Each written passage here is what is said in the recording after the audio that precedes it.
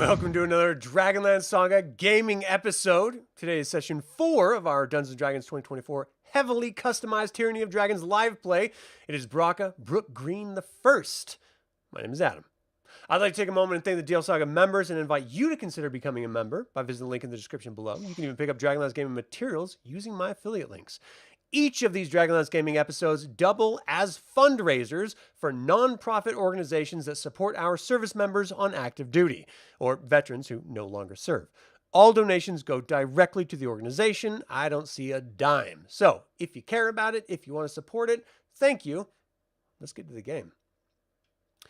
Last time on Tyranny of Dragons, the heroes work together to transfer all of their civilians out of the Temple of Shinair and into the keep.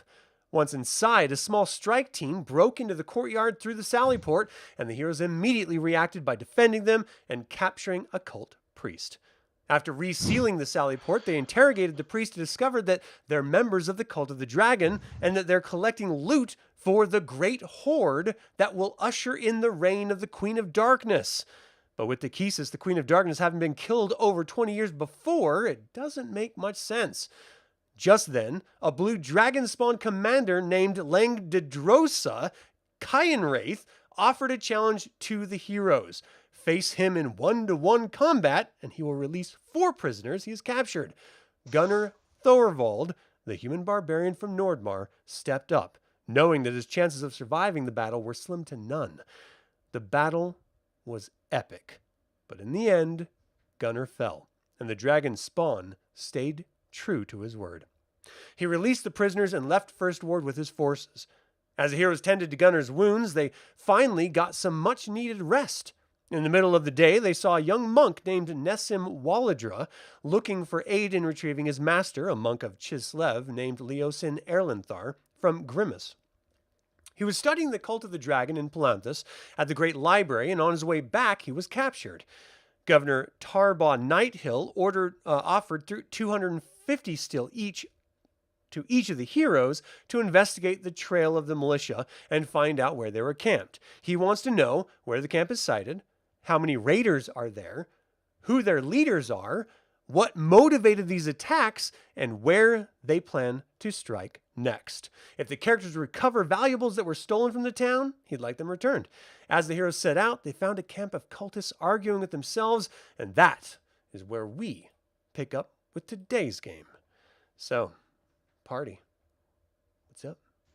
Hey, so those questions that you specifically said the guy asked before, those were actually exactly the ones that I had asked my Raven friend who had helped us last session. That's crazy. So either we're just on the same wavelength, or we have that cheating. ESPN or something. We have ESPN. You're checking your notes. So one thing that people don't really know, during the battle, Lehigh had ingested, like when she was being struck by lightning, it has lasting effects on her vocabulary, on her throat. For some reason, it's just not sort of working properly. And as much as Elowyn has tried to cry out to Mishakal to assist, for some reason it's not quite working. So we might just have to deal with a little less Lehigh in our lives. Lilo. Oh my gosh. Is it really Lilo? It's Lehigh. It's Lehigh, but Yeah. it's going to be a low amount of Lehigh.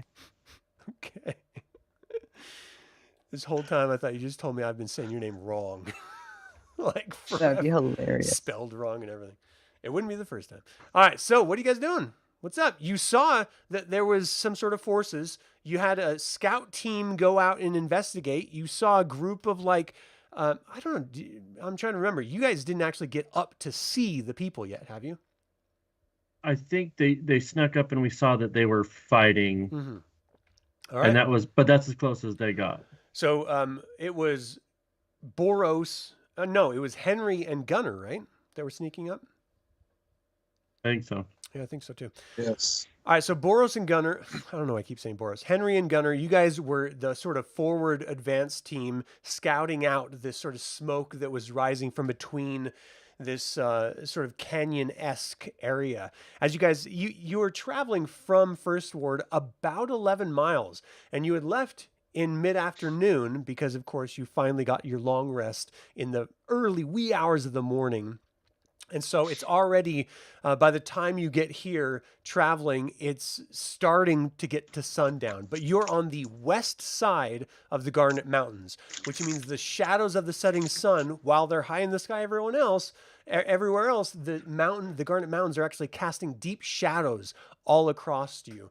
So it's a little bit dark, which sort of adds to your ability to get up to sort of overlook this little canyon-esque area, but the entire area has turned mountainous. So it went from plains all the way up into the mountainous regions where you are right now. So as you're sort of crawling and creeping up over the craggy outcroppings and sort of peering over the ledge to spy down into this little valley, which contains these clear cult members of some sort, you're getting these dense earth smells of like deep soil and fungus, a little bit of moss growing up through certain cracks in the darkness of these massive boulders. The actual plant life is very sparse and very sort of contained. This is a very tundra-esque atmosphere that you find yourselves in this moment, this elevation. So you're creeping up over, trying your best to be quiet. And down below, you're seeing 8 kobolds sort of arguing with 4 cultists over their share of what looks at this distance to be some sort of small furry animals that some of them caught. And they're just trying to enjoy their food while they're sort of fighting. Give me a perception check, both Henry and Gunnar, please. And just call it out when you have it. 8. 13. So Henry is absorbed with a ladybug that landed right in front of him. Oh, look at you. Gunnar, you notice that the cultists' weapons are stowed back beyond them, the fire, and even the kobold warriors behind them in this sort of crag space. And as you guys are sort of watching, the kobolds have their weapons at their hips, but it's clearly a moment of arguing and discontent. You're still a little bit far to get any like discernible understanding. Do either of you speak Draconic? I do. So you're hearing sort of phrases from the distance echoing and sort of distorting the sounds and the voices themselves. Literally in Draconic, these foul humans won't share their damned rabbits. Maybe we should just take them from them. And then some others sort of chiming in, well, perhaps we need them later on when we re-enter the camp. Let's not be hasty. And they're like, damn hastiness. They're using us as shock troops. I want a rabbit. I'm hungry. And then every once in a while you hear cultists calling out in common speech, just deriding the kobolds for speaking in Draconic. Why don't you speak in common, you poor, disgusting, poor excuse for lizards? You're not even dragons. Just wait till we're done with our fill and you'll get yours. And just a lot of little kerfuffle happening. A bit of a infighting. What do you do? Is Sam's close to me, or are we kind of apart? We're by each other. All right, so I fill him in what I was able to hear. Yeah. And I speak it as well. Oh, you do? Oh, okay. Nice. Okay. So really, are we going to engage? Or we want to go back to camp and let everyone know? They sound like they just want rabbit. But they're also preoccupied with the rabbit. So we could probably go around them. Or we do engage them and we take their uniforms and walk into camp and get the rest of the items that we need. So there's only 4 cultists that you saw anyway from your vantage point. The rest are kobolds. The kobolds don't have any uniforms at all. The cultists have like semblance, sort of ragtag stuff. But they do have, you could use that tactically if you wanted to. Okay, and then you said their weapons were away from them? The cultists are, yeah. They So clearly seem to be like focusing on trying to prepare the rabbits, skinning them and getting them ready to cook and stuff. do you want to take their weapons? So I can sneak down. Yeah, let's try taking their weapons and then we can engage them. Just Yeah. the two of you. Just All the right. two of us? No, the Just rest of the two party. of us. The rest of the party or whoever. They're not there right now. We can at least let them know, so we can take their weapons and go back to the party and let them know what we found and what we're seeing. But then that's probably going to alert them too, that they're going to, hey, where'd our weapons go? Is our friendly bird still around? Yeah. Your friendly bird. Lehigh had sent the raven with them, I believe. Yeah. Oh. So the raven would not be able to communicate with them. It would just be watching from on high, sort of circling around the area, depending on what Lehigh ordered it to do or asked it to do. I could stay and go back, or How far back is everybody?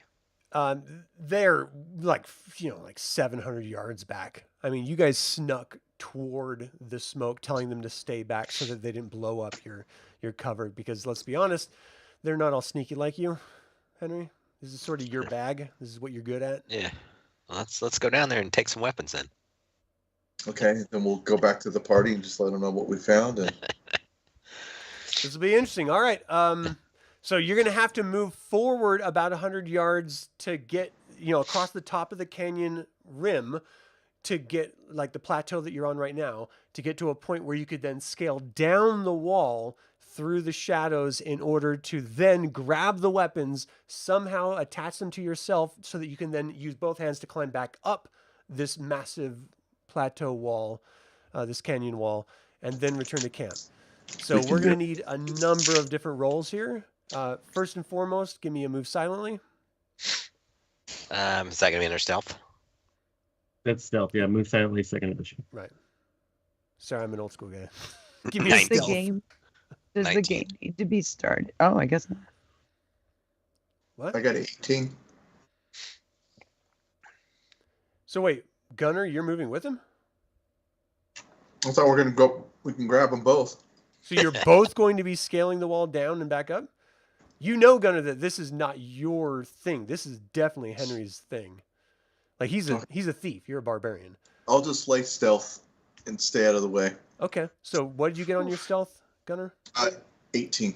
Okay. And Henry, what did you get on your stealth? 19. I got a question I'll give you a here. one-upper. Go ahead. So where we're at, we're high up, right? We can Yes. see down into the camp. Yes. Okay, I start sketching a map With, of areas. with I what? start. I should have something. You have a Do you notepad? have like a pencil or something? I mean, Not a normal He's thing just to be drawing carrying it in around. the ground with his yeah, finger, I'll draw and it. he's in the like, ground. yeah, it'll be That's fine. great, if that works. No one will Yeah. know. I'm watching troop movements and seeing who's in viable targets, certain areas of what we should be looking for. See if I pick up on anything. You better be ready to start plugging people if I get found out. So if you're moving silently, that is your totality of focus. If you're going to be like mapping the area, that's going to be a wholly different focus that you're spending your time on. Okay, because I just wanted to lay low and watch and observe. So I want So to you use don't want to move with Henry? No, so Okay. he's going to go himself, and then I'll stay up above. So give me a perception check for you. Sure.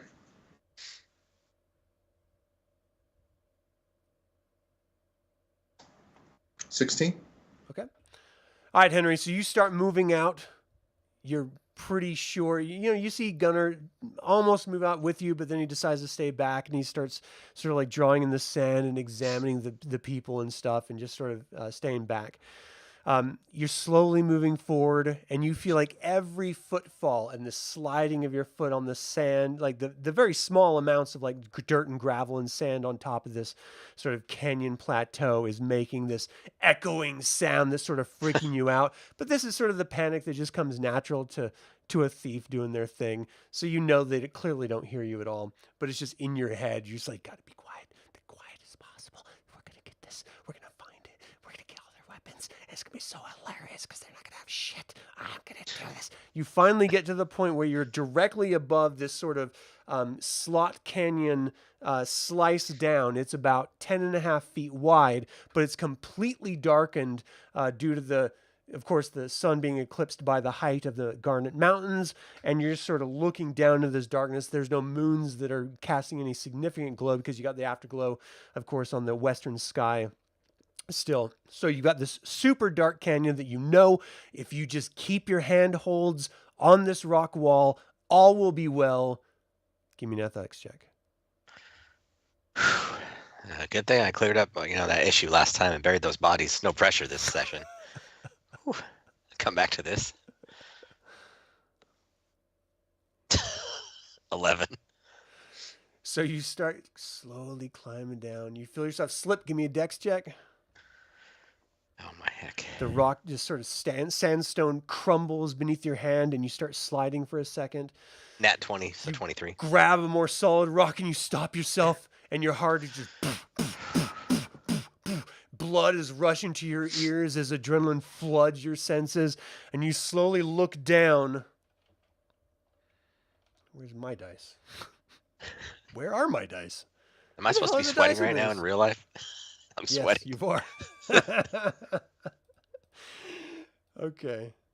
So as you're just sort of like gripping, hoping beyond hope that no one hears anything, you're seeing rock sort of crumble and fall and drop down, and in your ears it's just like an avalanche sound, but no one seems to be paying any attention to the gravel as it sort of like lightly falls down. Gunnar, as you're sort of examining this, you hear a little bit of like a sound, but it's like nothing.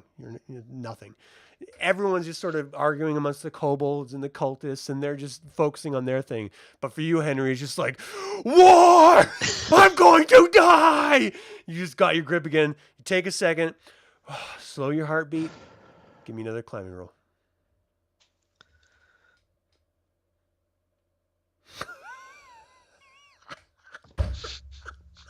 Six? Oh, don't wait. What was I rolling? You have inspiration, by the way. All of you have inspiration. I think so. I can re-roll, right? Yeah. Yes. All right, we're gonna try that again. Please, for all that, wholly re-roll that. You just dies. And do better. That's better. 14. So, It's so better you than 6. like put your hand on a rock that immediately just buckles, and you like, and you put it right back in place, and you find a more solid handhold, and you slowly descend down this canyon wall. You get to the bottom, and you're standing just back to the canyon wall, looking directly out at the light. And from your vantage point, they're completely forward lit and visible. You know you're draped in shadows at this point. If you can pull off a move silently, you can move up to these cultist weapons. Let's get the roll. Stealth. I do a little dance. Now You watch. do the That better floss. roll well. 19. Nice. You silently tiptoe over. You see the rocks that fell down and curse them. You slip over to their weapons. You just pick up one at a time, sliding them in your belt, in your backpack. Where are you putting them? I don't know if I have. Yeah, it's in 4 my of them, pack. so it's 4 weapons you're looking for. Yep, I'm gonna try to drape them in my pack, and if they're larger, across the hoops in my back. Right. You hear a little bit of a argument going on. It's like, why don't we just grab our weapons and run these worthless lizards through? And one of them like stands up for a second. Another cultist grabs them, and you're just like frozen. You know, if they turn around, they will see you with their weapons in your hands.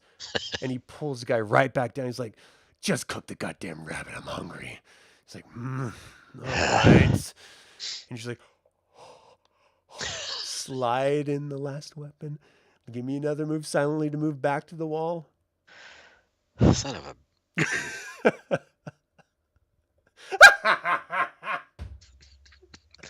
Inspiration, right? Well, you've already used it. So as you're moving back, the weapons sort of clang against each other in your pack. That was terrible. You and got a they backup are character, so right? focused on their rabbits. They rolled a 1. They do not pay any attention at all. Gunnar, you did not see what's happening down there. You just see them, like one of them like get up for a second and then someone else pull him back down. And then immediately you hear the clanging clearly of 2 steel weapons echo out from the canyon. And in your mind, you know exactly what that is. That's Henry stealing their weapons, but no one reacts. And so you're just like, please let this work. Henry, for whatever reason, their focus is super hyper focused on this food. I mean, when you're hungry, what are you going to do? Nothing else matters, right? You Snickers. get to the wall. I need a climbing roll. I need to scurry. I need a scurry roll. 24. Nice! You just latch onto that wall and pucker your butthole and just climb with all your might. And you're right back at the top before you even realize it. Just like breathing heavy, like, oh, I'm a badass. Holy crap, did you see that, Gunnar? All right, you give me a stealth to get back to Gunnar. 26. Nicely done. Gunnar, you're surprised when he just pops up with like clearly 4 massive swords, hanging off of him. Nice. Nicely done. Any of these weapons special at all, or are they all common? You would have to do a short rest to determine that. All right, never mind. All right, we heading back, or we? I mean, they're unarmed. You're pretty tough. I don't think all I have is brewery kit. I was just answering to some. You're carrying around a brewery kit? No, some type of thing I can make beer with. I don't know. It's like one of the. You have kegs strapped to your back. All right. I guess we can go back to the rest of the group and just let them know what we found and what we kind of just took on the way. They're disarmed. Now, they may, like I said, they could be alert, or we just climb back down again and we just dispatch them all and just take their uniforms and continue moving forward. I'm not I mean, you're a good fighter. I'm a little more lurking in the shadows kind of guy to take out 8 of them. Yeah. I think you might need Kithris. Or we go back and get the group and bring them back, and then we take this group on. So while they're talking, Lehigh, your raven comes flying back, sort of does a bass called Caw! As it like sort of lands on the ground, just starts padding toward you, looks up, Caw! And starts communicating that one of the big people climbed down and took something from the other big people and brought it back to the top. They're crows. They don't have logic. Oh, he was a crow? I thought it was a hawk. Okay, it was a hawk. I thought it was a raven. Okay. I just said crow. Now it's a hawk. I don't care. It's whatever it is. This it just amorphous communicates bird is in its dumb. It's the form. bird. This I macaw. say the boy, and I scratch where his ear would be, and I give him a little piece of meat, and I let him just kind of like fly around me within 100-foot area, so that I'm still linked with him, and just let him do his little bird thing. All right. Dives down to this little, I don't know, gopher or something. It's like burrowing through the ground and just like rips it back up and starts feeding on it. Brings tell it the back group- over what's sort of left and plucks it down at your feet. Oh, really? It's For me, literally so nice. I was hungry.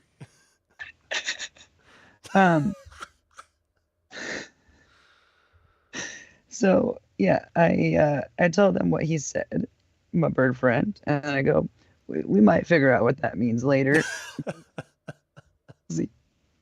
Right. So as this is happening, Gunnar and Henry, are you heading back to the group? I think so. Me and Henry should head back, and Are you then trying we'll. to be stealthy on your way back, or are you just going? I think it should be stealthy. All right, give me a check. Roll. 20. Beautiful bean footage. 11.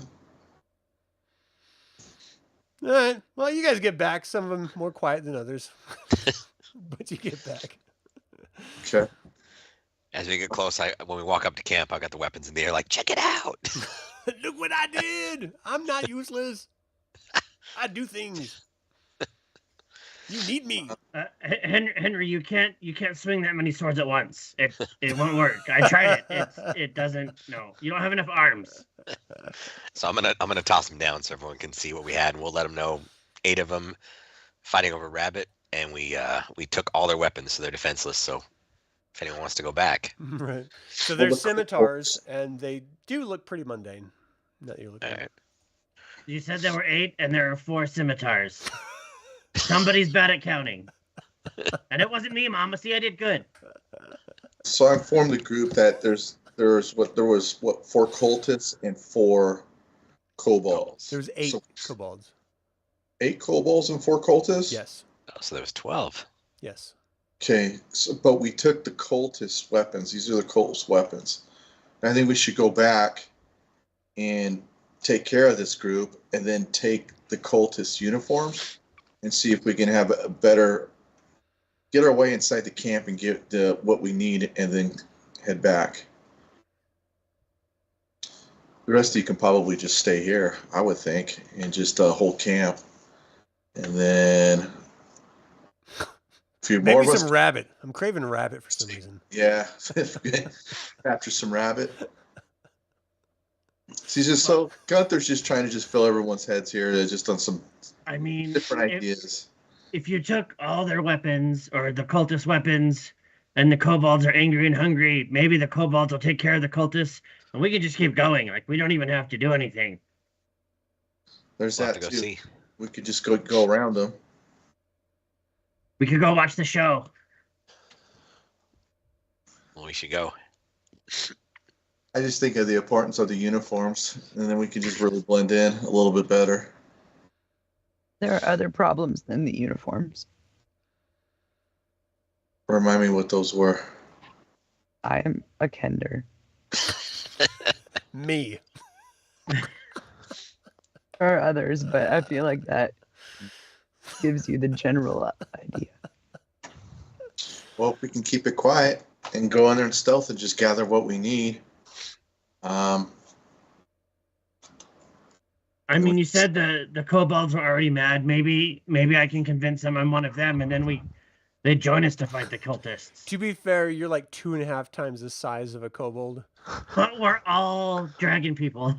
But I'm a Kender. We're all kobolds, really, aren't we? We're all descended from dragons. It's fine. We're like That was cousins. No, sweet. All right. All right. So, what's the plan? Well, let's just go up to where you were before, and we'll watch them, and we'll see what happens, and maybe the kobolds are already taking care of it, and then we can take care of the kobolds. If they take each other out, there's less for us to do. Or that. We could just sit and observe so we can just take them where we're at, Okay. Henry. Are you guys going to try to be sneaky about it? Yeah. As best we can. Some of us are not sneaky boys. Kithris does heavy stealth, where there's no witnesses left. Not sure that's stealth as much as murder. It is if there's no one left to say anything. We taught him stealth through intimidation, Right. the child. All right, give me a stealth Stealth check for through violence. everyone. I do see rolls, so you can just go ahead and just roll. Okay. Wow. Okay. Wow. These dice are going to jail. Wow. Lots of 7s just for people watching. Cleric, can't you? Because it's a skill check. She can guidance the world. It's a little late for that after you've rolled. Can I use my inspiration die? If you want to use it on this, yeah, go ahead. Actually, At the very Good point. beginning of the game. good point. I'll You save might it need for it something later. more important. I want to be quieter. You're a Kender. I'm not sure you're capable. You rolled a 7. I did. Okay. That dice went to jail. It gave me a nat 1 on my first roll. Wow. How was it that Kithris was the quietest one when I rolled with disadvantage for my armor? Oh, pretty Henry did beat amazing. me. I didn't see. Oh, Henry got a 20. Gunnar got 11. Well, No, that Henry got an explains why you 18. didn't see. 18, yeah. I was like, if you want to give me Looking 20, at an sure. Old one. Yeah, Kithris got 16, and that was with All right, so disadvantage. Gunnar 'cause and my armor- Lehigh and Boros, that's 3 out of 3. That's not a majority, but you guys are clearly not quiet as you're doing your best to be quiet as you're moving across these sort of rocky outcroppings to get up to these kobolds and cultists. My bagpipes are wheezing. And I just rolled a 1 again, so they are not paying any attention to you at all. Whatever dice you're using, keep using them. That's great. Yeah, we It's appreciate those amazing, dice. actually. So you guys are moving up. You like the Kender is asking questions and talking to the hawk that's flying around, and to her son Kithris, who is then talking back to her, but actually being quiet about it. And then Boros is like, "What?" And then there's like a bunch of conversation, like, "Shh, no, shh, you, shh, don't tell me, shh, you, shh," and everyone's like, "Shh." As you guys just continue moving on. Ultimately, you get to the edge for some insane reason. No one heard all of the nonsense. And you're staring down at kobolds, seemingly placated because they were, at this point, given some sort of meat from the cultists who clearly haven't noticed that their weapons are gone and are just sort of in their own little group dealing with their own food situations. So what do you do? I was hoping by the time we got here there'd be less of them. I just rolled a 1 I want to again. I think there steal might be a from them. problem with this. There's Perfect. no problem with That's that. 3 in a row. 3 1s in a row. What are the chances of rolling 3 1s in a row? Statistically pretty low. Like, incredibly low. And yet, Roll The again. dice are in our favor. 8. There you go. I guess you're just unlucky today. All right, I'll live with it. I won't lose sleep. So you guys get to the edge. You're peering down. These are clearly 2 groups that are very separate, but obviously somehow working together in some way. This does not seem to be some sort of like rear watch party or anything. These guys seem to clearly have like gone off on their own. You know, like you recognize the cultist's garb, so you know that they're clearly a part of the group that infiltrated First Ward. And the kobolds, of course, you know, they don't normally just crawl around hanging out with other humans, so they must also have clearly been from the organization. So it is a bit odd that they would, you know, just be separate from the greater force that has clearly continued to move past them. So what do I you had a do? quick question about the world. So the cult, what are their like weird beliefs? Like The cultists are like your dad was sort of embedded with them for a little while, and it was more for economics. In this sort of post, you know, the gods returning, the dragon overlords being destroyed one by one, turmoil-induced era of Kryn, there's not a lot of opportunity, especially for Kender who are past their wanderlust age. And so particularly your father was offered a position as helping transport supplies and gear with his small little boating operation. And that's kind of what you came up in. So as far as your understanding is, this is a sort of an upstart group that you're not really informed about the ins and outs of the cult, only that they seem to be worshiping this dead god, Tikhisis, that, you know, for the past 20 years has clearly been dead and known to have been dead and has no influence over the world like the other gods are clearly exerting their influence. And there's been a lot of, like, you know, in old Greek tragedy stories, you know, in mythology, the gods have pushed their will on the people of Kryn in some very dramatic ways. You've heard rumors about these humans that have this kiss mark above their heart that are literally immortal and can't be killed except for by children, who then lose their innocence and are tormented and tortured the rest of their lives by having killed them. Undead rising up and battling with paladins of Kiri Jolith and Knights of Salamnia. I mean, there's all sorts of turmoil going around, and this cult has just sort of skated by on the outskirts of everything. No one really knows a lot about them. other than they worship a dead god. I was hoping that you were gonna say like they're really scared of like elk or something, and we can scare them out of here. They're make 'em terrified think of frogs for demon. some reason. No. Yeah, it's not like that. I thought we could pretend to be ghosts and get them to just run away. Sounds like they are pretty safe though, and probably feel pretty safe. You know, most of the people you've encountered just in First Ward with the invasion that you had to deal with, like most of them are mercenaries. The kobolds, they're like shock troops. They probably don't even understand what the cult is about at all either. You know, they're in it as much as anyone else, and they're just following along for some reason.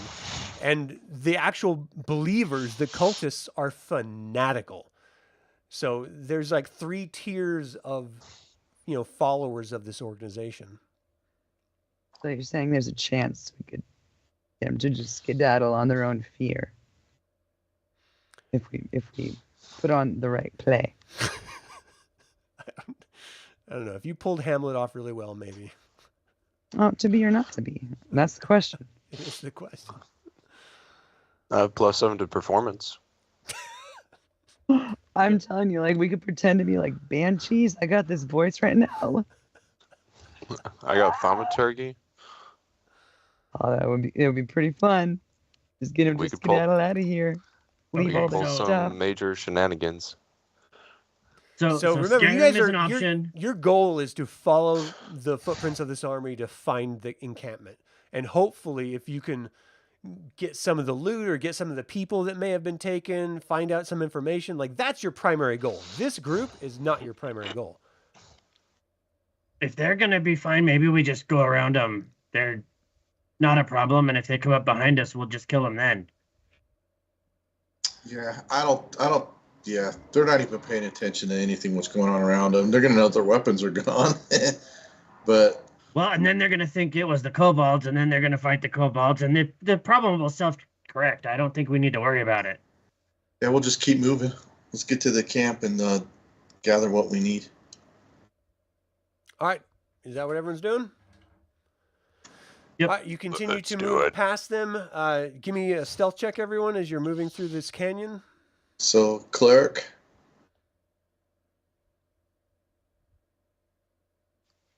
Not good. 12. Well, nobody roll. Hang on. Kithers just rolled. I'm good. I got a 19, but I wasted a nat 20 because I have disadvantage. So Oh, man. Disadvantage anyone that hasn't- 19? Well, you can only benefit I rolled one a 15 and a 20. Elowyn, So yeah. because it's a concentration issue. I got a 19. I'll take it then, or just give it to yourself. Because I think Kithris is the only one in heavy armor, correct? I think so. So yes, everyone else should be flat rolls then. And then she Did can- everyone already roll? You haven't. Go ahead and use guidance on yourself for your stealth check. Oh, I actually did. Lehigh just rolled a That. 4. Oh. All But right. I did cast it. For someone with I no spoke voice, up she before is she rolled it. super I loud cast it tonight, on her. guys. She Oh, rolled really? it before you were like. Oh. If people don't ask you to, and you don't tell me who you're rolling it on or like casting it on, then I'm not gonna sort of retroactively Okay. attach it. You've made it very clear if people want it, they need to ask. So I you for rolled it. an 8. All right, so you guys are bumbling through here, and as you're moving around the outskirts, you clearly hear the Kender call out to her hawk, "Hey, what do you see up there?" And then immediately, you've got Elowyn who like bumps into her, and she's like, "Oh no, and sort of makes this big cacophony sound that just echoes out throughout the canyon, and the entire force stops what they're doing and turns around as you guys are clearly within sight of them, but you're out of immediate engagement. And they're just sort of calling out, just screaming, "Come on! What are you doing? They're trying to sting upon us! Bring it all down here! What do you got? You can't have our rabbits! These are our rabbits! Ah!" Just sort of shaking like parts at you in the sky. What do you guys do? I think Kithris tries to keep walking and just ignoring them. He'll flip them off and be like, "Eat your rabbits!" Hey, Kithris, will you maybe pick up your mama? She's not Yeah, that's rolling probably too a good good idea. tonight. Let's pick her up, put her on my shoulder. Jeez. Oh. Gunnar, how about you? I don't really turn to look at them. I just tell everyone just keep pushing through. They're really concerned about eating their rabbits. So if we just show them no threat, pay no more attention, then they'll let us go. All right, as you guys continue to move on, they do not pursue you. And as soon as you're out of their line of sight, they just go back to their lives of whatever the hell they were doing.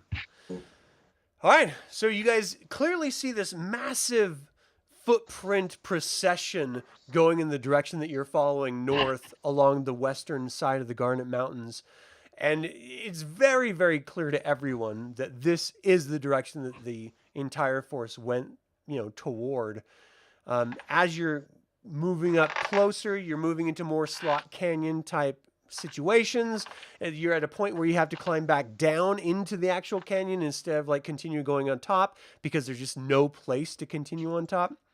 As you're like slowly moving down into the base of the canyon, the sun is continuing to proceed into its setting, and it's just getting you know what's funny?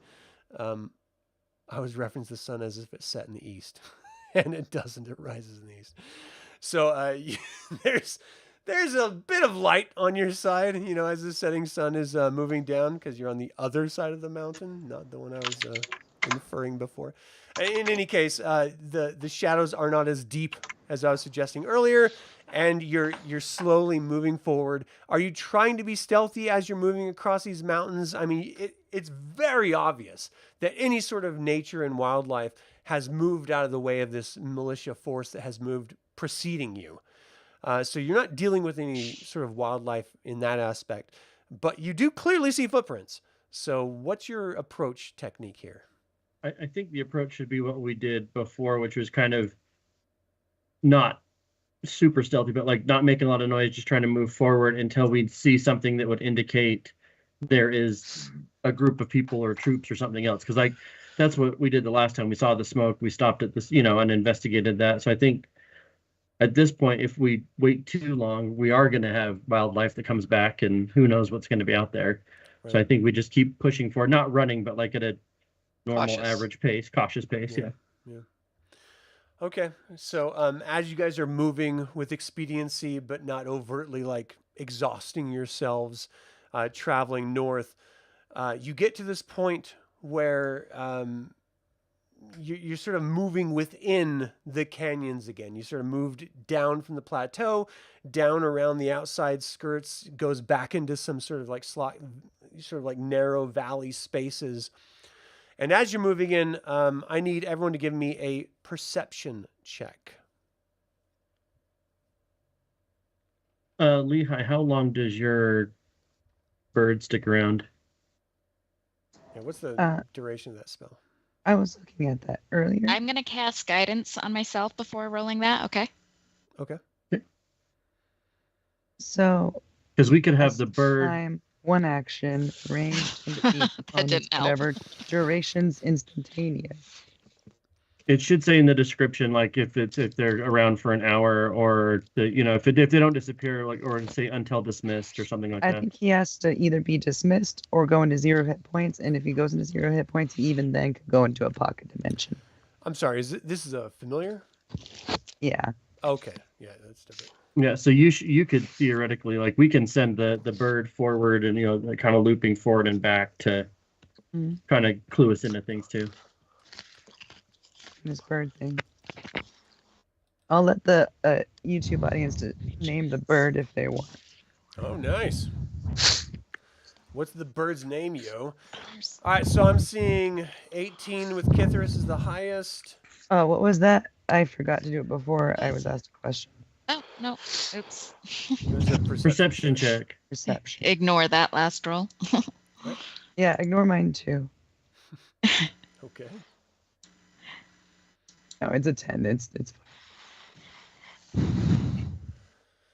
All right. So as you guys are moving forward, the hawk gives a sharp cry. Unfortunately, at that point, it's too little, too late. As you guys are moving forward, The hawk signals back to Lehigh that it sees something, like you sort of a warning cry. Human communication isn't exactly possible. It gives you sort of a warning cry, and then I need everyone to give me a dexterity check. As you hear the crumbling of rock tumble down. Not 20. Nice for Boros.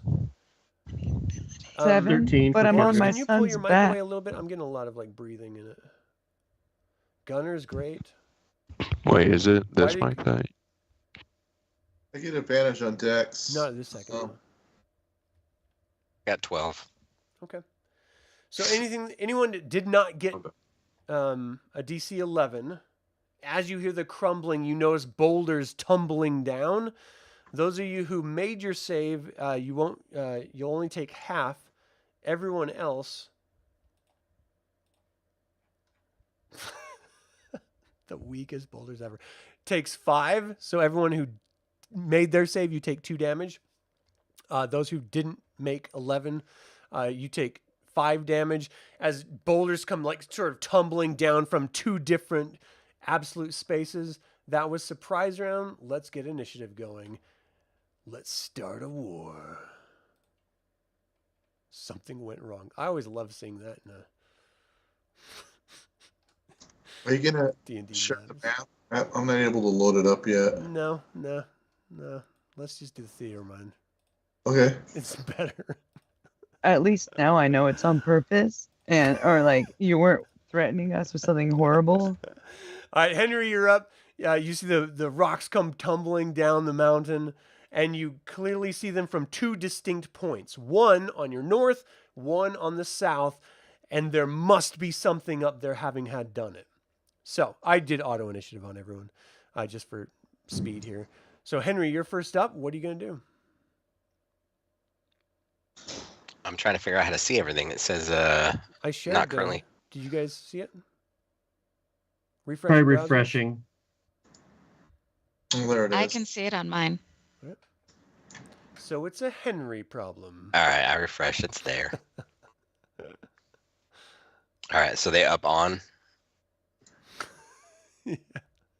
Yeah, they're clearly up, like beyond your view, sort of hidden just in their elevation. But clearly something pushed the boulders down. How tall are these little outcroppings here? I mean, it goes up to hundreds of feet ultimately, so you're not entirely sure of where they are specifically in that elevation because you don't really see them. And we're wide out in the open. I can't really stealth because Right. there's nothing to hide. I'm gonna move and get a little closer to the edge, see if I can see anything.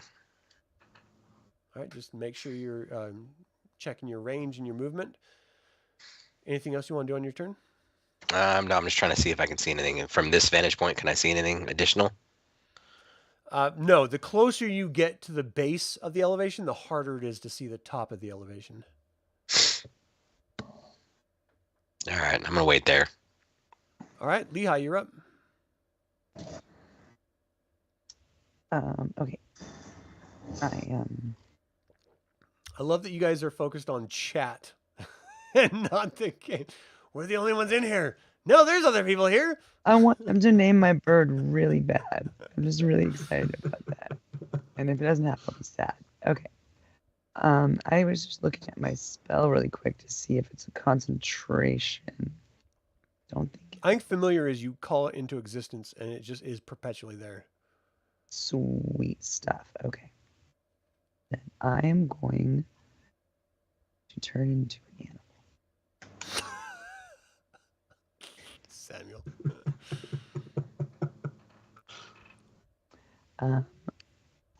I am going to turn into an animal that can climb well. Oh, yeah? What animal?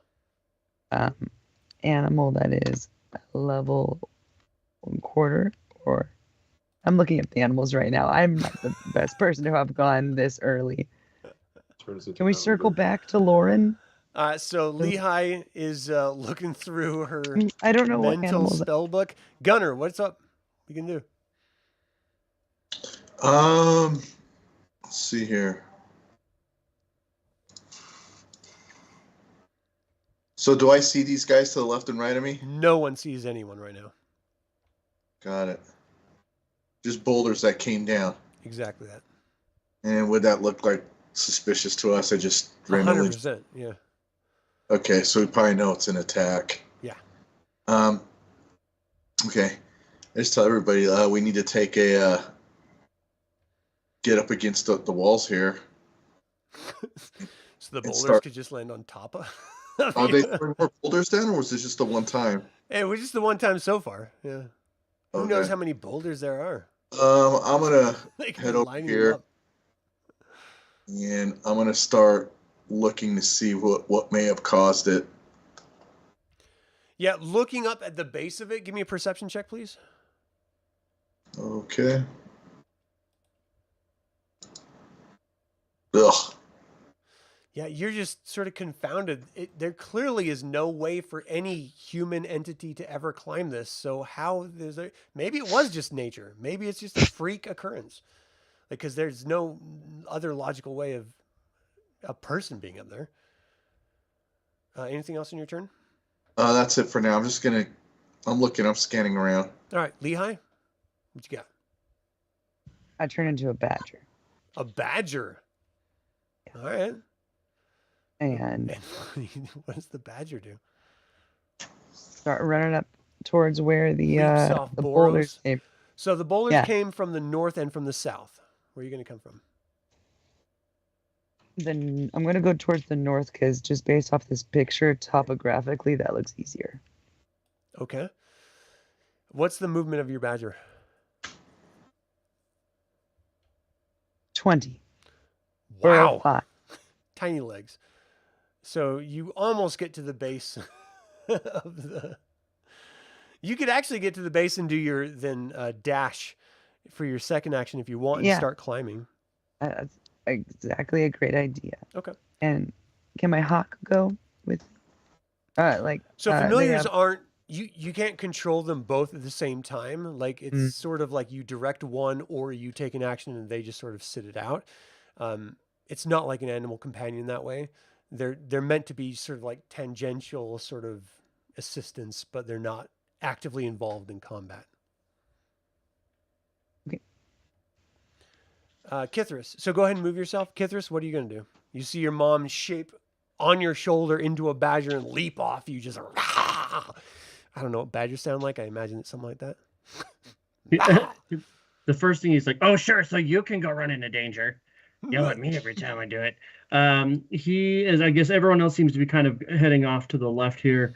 So does this over here, does this like slope up on this? Yeah, Or- pretty dramatically, actually. Like difficult terrain or normal Yes. movement speed? No, Or so it'd be difficult terrain. Ultimately, you can climb up it if you want to. It looks like you can probably do it. I can't give you any more clues than that. It's a mountain that Okay. you would be climbing. Sure, he's gonna try to follow his mom. So he'll dash You mean after the her. badger? Well, yeah, but he knows it's his mom. He knows. Okay. He knows what's up. So that would give me 20, and then if I dash, it would be another 25. I can probably get up to about where she is. So as you guys are climbing, remember that's difficult terrain, so you move half your speed. So Yeah, you guys 'cause would I be would- so I lower would than be where using you are the- right now. Well, Like, so just from move here to half here. back. Okay, I was gonna say that if I'm dashing though, because that I was gonna use the dash as my action. Right, but it would have been still, 20 that's only to the half your base. movement up the mountain. So Lehigh, if you can move half back down to where Kithris is, and actually Kithris, you could move faster than her because I think your speed is greater than the badger's. Yeah, so that's why I say so. I have 30 feet. So if I take the dash action, it doubles my movement speed because that's my whole thing. So it would have been 20 to the base, and then I would have had 5 left and another 15, so another So- 20 total of that. Well, so no, I should the have. dash is only your move again. So Yeah, it would be so it half would have your been- move up in difficult terrain. Right, so so it you would have get been 15. 20 to the base, and then instead of 10 up, it would have been 5 up, and then another 15, right? Yes. But yeah, the so 20 to the base, depending on where you were. I mean, Yeah. I So don't- I'd be- I don't I'd be know just ahead of exactly her where then. we were. But you can Sure. be ahead of her by 10 feet if you want to move ahead of her. Yep, I'll be up ahead of her a little bit. And do I see anything as I get up there? No. Again, Okay. just elevation as you're Yep. under things, you can't see on top of them. You have to be further away for that. All right, so it is Priest Acolyte A's turn. Where the hell is the A? It's over there. All right, let me take a quick look here. Range is 60 feet. So it'd have to do... Oh, come on, range. It'd be 18. Oh, it could. Okay. So Kithris and Lehi and Gunnar and Henry, actually everyone, you actually see a priest move over to the edge and sort of stand out front, calling out to Takisis, "My goddess, your darkness shall shine upon us and destroy the interlopers!" And he just pushes down this sort of arcane language with his force of his hands, and you see this flame eject from his body. And Kithris, this is something that you're kind of, you can breathe this stuff. This is even more impressive than that. It like streaks in this 60-foot arc as if it was a flamethrower from World War II or something, and just like streaks down right on you and your mom. And let's see, attack roll on Kithris. Just roll. Why isn't it? Roll, you turd. 24 to hit, Kithris. You take ranged hit, 7 radiant damage as this radiant flame sears and just sort of envelops you, and then just sort of dissipates into just sort of nothingness. So radiant, not fire. Correct. It was a radiant flame. Okay. So the second acolyte moves forward, steps off on the edge. I don't know that anyone's paying attention to this other side. They're 20 up. That's 20. That's 40. So they're still in the radiant flame distance. Elowyn, I need you. Actually, you don't need to do anything. It's just going to do the radiant flame at you. 14 to hit. What's your armor class, Elowyn? 15. All right, so you hear this chanting from above you. You look up and you move out of the way just in time as this radiant flame sears the ground where you were just standing seconds ago. Warrior veteran, where are you? Here you are. So he steps over to the edge. What's the range on his spear? 400 feet max range. All right.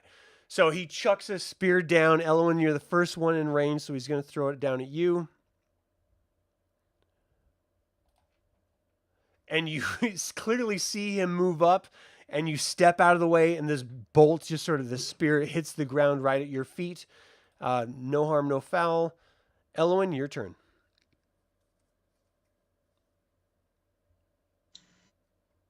Okay.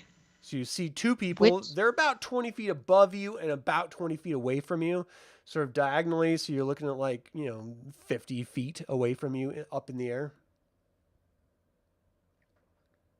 Okay. Was it Priest Acolyte B that was trying to attack and me? Warrior Veteran. Okay. To yourself. Let me. Oh. Trying to figure out the range. Oh, there we go. So you're about 50 feet away from them. With the elevation and everything. Okay. I'm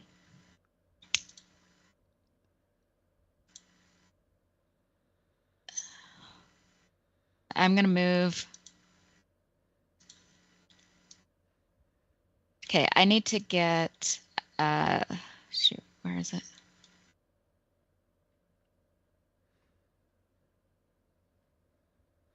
Okay, I can do it from here. Never mind.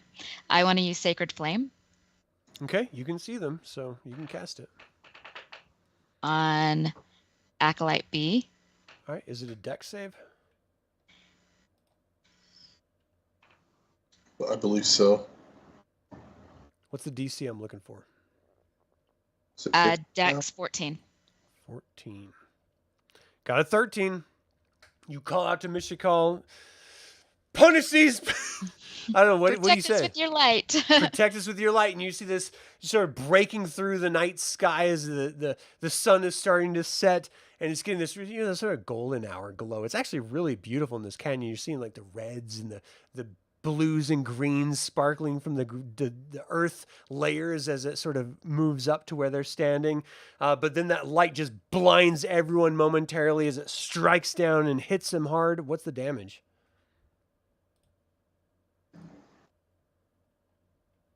Seven damage. Nice. You just hear this scream, ah! As it, like, he goes out of your sight line for a second. Clearly he must have like dropped down or been knocked down or something from the force of it. We just hear him cry out. Anything else? Nope, I'm gonna stay right here. All right, Cultist A, where is you? You're at the back. You see him move up here. Let's see, that was about 50 from you, so that's probably like 60. With the spear, I think you can still do it. So let's do... Nope. Hold on, that was wrong. That was 2d20. All right, so 17, a spear comes flying, arcing down, and you see it, and you're pretty sure it's not going to hit you. And it moves in with a 17, just strikes right at you. You take 4 damage as it slices your arm a little bit. It just buries its head into the ground, just dong, as it sort of shakes once it hits the ground. That was to Elowyn with a 17. So 4 damage. Cultist B is going to move up behind the Acolyte and throw his spear down at Elowyn.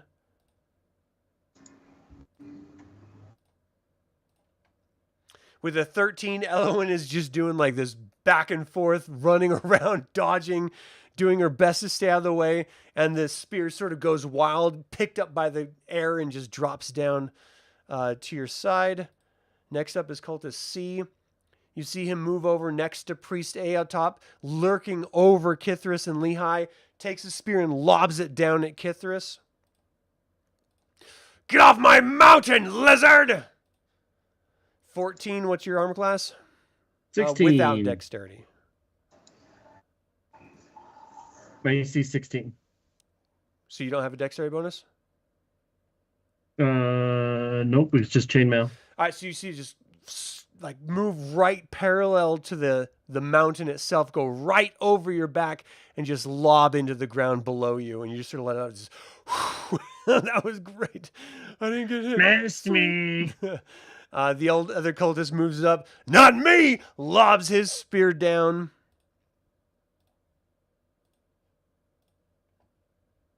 $19.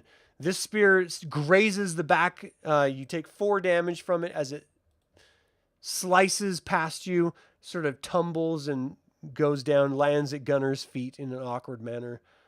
That was D. Cultist E. Where is Cultist E? Is going to move up to Elowyn. You're the closest one, so it only makes sense. He throws his spear down at Elowyn. Your god's a lie!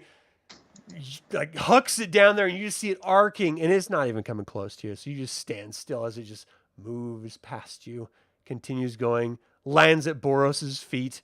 He was just like, what? Do I get to go? Cultist F is going to move forward to Kithris, and he's going to throw his spear. A 5, it just goes wide. The other cultists sort of mock him openly. What's wrong with you? You could never throw. Why are you even here? Boros, you're up. I don't know. From what I've seen, a lot of them are pretty damn bad at throwing. And you said they're how far up in the air? So from Elowyn, the southern ones are about 50 feet from you. So, 55 feet from you. And how about the northern ones? They're further, so they're about 15 feet up, but from you, they're 16 feet away and then about 15 feet up. So you're looking like, 30, 40, 35, 40 feet, depending on which one you want to target. Perfect. I'm going to use on Cultist F. Okay. Starry Wisp. Okay. So is that a dex or is it just a hit? Oh, you rolled a 1. That was a roll to hit. So you're calling out, from within yourself the power of sorcery, and it sort of manifests in this. Like before you even throw it, it's not quite there yet. We've all had this moment where you're just like, I'm just gonna mail it in, and you do your best, but it just sort of like diffuses midair and just sort of drops down. Anything else on your turn? I'm going to move over hither a little bit further away from all of them. All right, just check your ranges when you guys are moving. I know there's no grids, so we just want to, be on point. All right, back at the top with Henry. All right, so now to get to Cultist F, I need to get a little closer near where Lehi and Kithris is if I want to shoot an arrow at it. If you want to shoot an arrow at it, I would back up closer to Boros because you have a better angle. Because from down here, you have like 3/4 cover from them, or they have 3/4 cover from you. So I only have a range of 30 though for my hand crossbow. Oh, really? Yeah. So. Yeah, I'd probably stay where you are. They got a +5 to your attempt right now. All right, so I could probably hit Cultist F from here with 30. I don't know if probably, but you can try. I'm gonna give it a Maybe shot. 17 to hit him. Oh, no problem. All right, I'm gonna try it. And I did not hit him. Doing your best, it just buries it in the dirt. You sort of misjudge the elevation and everything. Anything else you want to do on your turn? I'm gonna move away. Back here by Boros. We're gonna hang out. I'm wondering maybe they'll follow. Okay. So, how's your day? Lehi, Doing you're pretty up. good. How are you?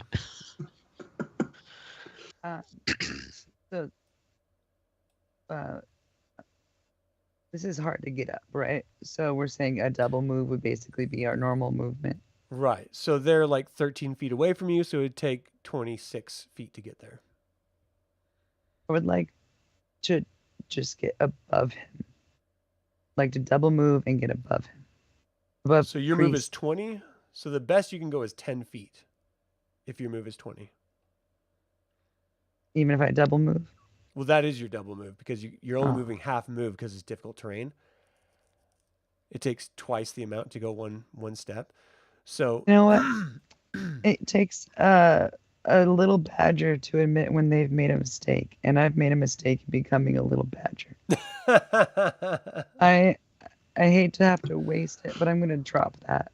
Okay. As a bonus action because it sucks. Yeah. Right now to be a badger. And then I'm going to cast Thorn Whip at the priest right next to Priest Alkalite A. So I can't. At your angle, they have 3/4 cover from you, so you got a -5 to your hit.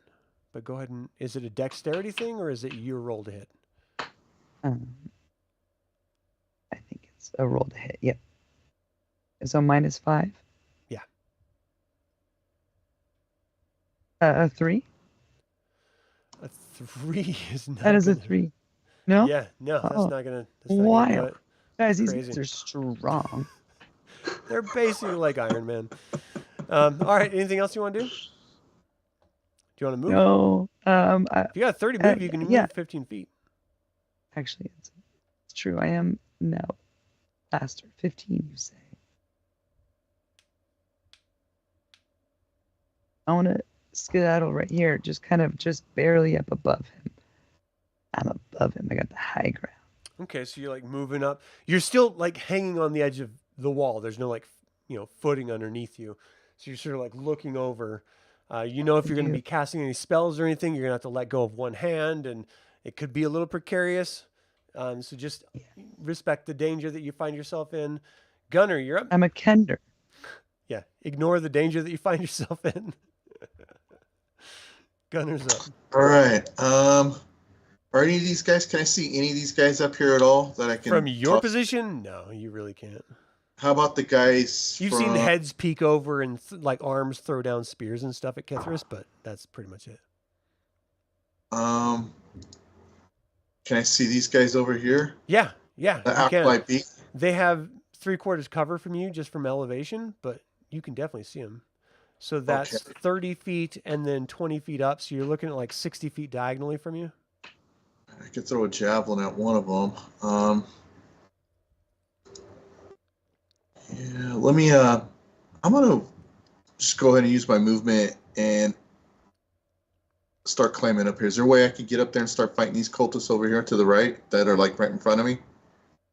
So your movement is what, 30?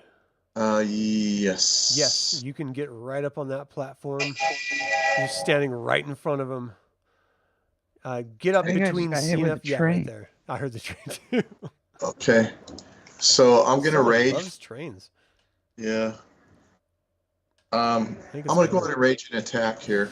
So you use your bonus action to rage after you've climbed, and you're just gonna whip out your weapon and bury it into one of them. Who are you trying to Yes. target? I'm gonna go for C. C. All right. That's C. If you're gonna attack him.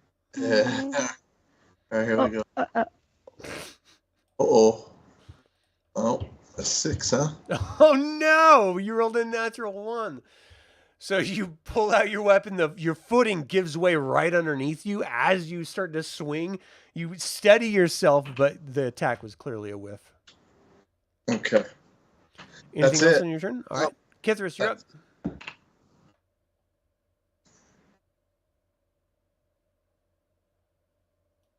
You're muted. As I chitter away here, if I move up to there, am I on footing where I can attack these guys easily, or was there Sure. going to have cover? Okay. I'll pull out my halberd and Oh, take that's a two-handed swing. weapon, the halberd. You have to keep one hand. Oh, so as I you're have to climbing. one hand. Okay. I don't actually have a one-handed weapon.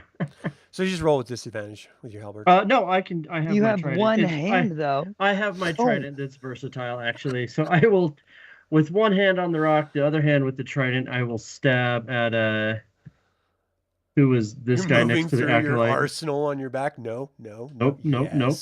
This is the one. Yeah. So he'll stab at who is this guy right in front of acolyte A? In front is D. D. Then he Cultist will. D. We will go after cultist D. Oh, he's the nicest of the bunch. 14. 14 hits him. You pull out your trident, you jab it up. He looks down at you. Not today. Perfect. And that is going to be 8 damage. Oh my gosh. And then is he still He up? is wildly bloody, but he is barely holding Alright. on. Then I need him to make a Constitution saving throw with my trident. If I hit a Okay. creature with a trident, you can force the creature to make a con save, which would be DC 8 plus the ability modifier, so 12 He total. rolled a 15. All right, then nothing happens. Otherwise, he would have been knocked So prone. you yank it out. He grabs on the acolyte A, who then braces him with his arm. And he like barely goes over. He's like, oh, I think I'm dying. I'm dying, man. I'm dying. I think You he will got be in a me." second. Hold on. All right. Anything And else on that'll your turn? be yeah, I'm gonna second wind as a bonus action to get some health back, because if I don't, I might die here. Yeah, it was So gonna that's my use bonus action. You're good. All right, cool. Mhm. Priest Acolyte A is looking down at you, almost just straight up murdering his friend, which is, a rude thing to do. And he's going to heal his friend. He's going to cast Healing Word. My second wind 2d4. got me back 9. Oh, nice. 1, 2. His friend gets back 5 hit points. Not too shabby. And he's going to stay where he is for his turn. Next up is Acolyte B, who is pretty hurting. He's going to Healing Word himself. And he gets back 6. He's almost full again. All right, Warrior Veteran is going to, you see him sort of grab onto the ledge and just slide down on one hand with his legs sort of slightly bent to absorb the shock. And as soon as he gets to the bottom, just from the velocity of, gravity, yanks out the weapon, and he is now at the bottom of that hill, just sort of standing there staring at Elowyn. Your god can't save you, but I'll bring you to hell. Elowyn, you're up.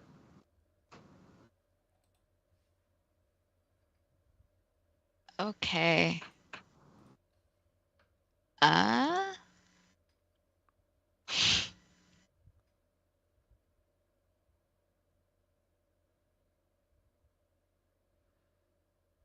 What you gonna do?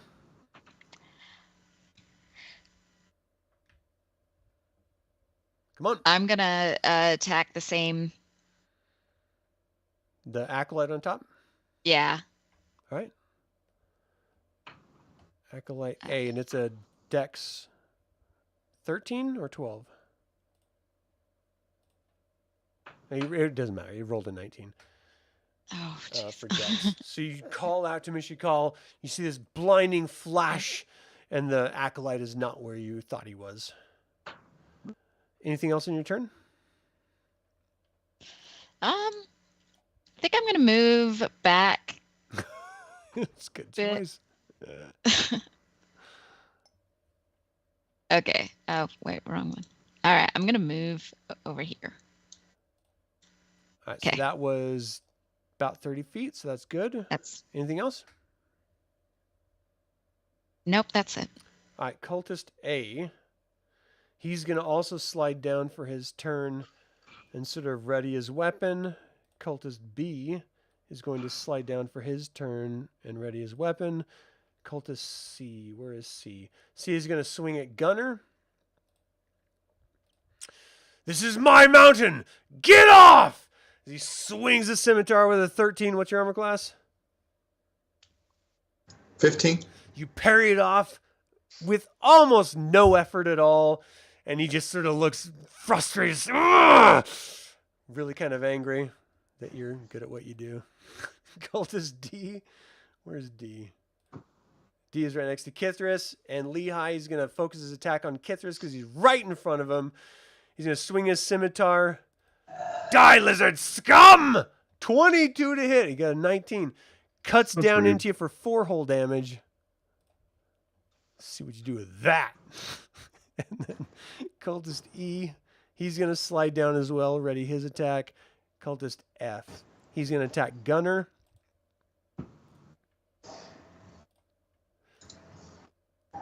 Uh, 16 to hit. What's your armor class, Gunnar? 15. You got a hit. 4 damage as he slices past your riposte of Cultist C and just slices your arm a little bit. Boros, you're up. Okay. With how I don't think that's the same. they're just barely. So you're about 40 I feet from will- the southern people, and you're about 70 feet from the northern people. So right there is 5 feet of movement, which puts me About 30. within 30 feet of Cultist B, which is perfect. I'm going to use Poison Spray. That's a 30 That is- foot. That's a long ways away. You pull out. Does 16 hit? Spirals out. On Cultist B, 16 does hit. Let's go. So it sprays around his face. That is 9 damage. 9 damage. Wow. How does Cultist B die?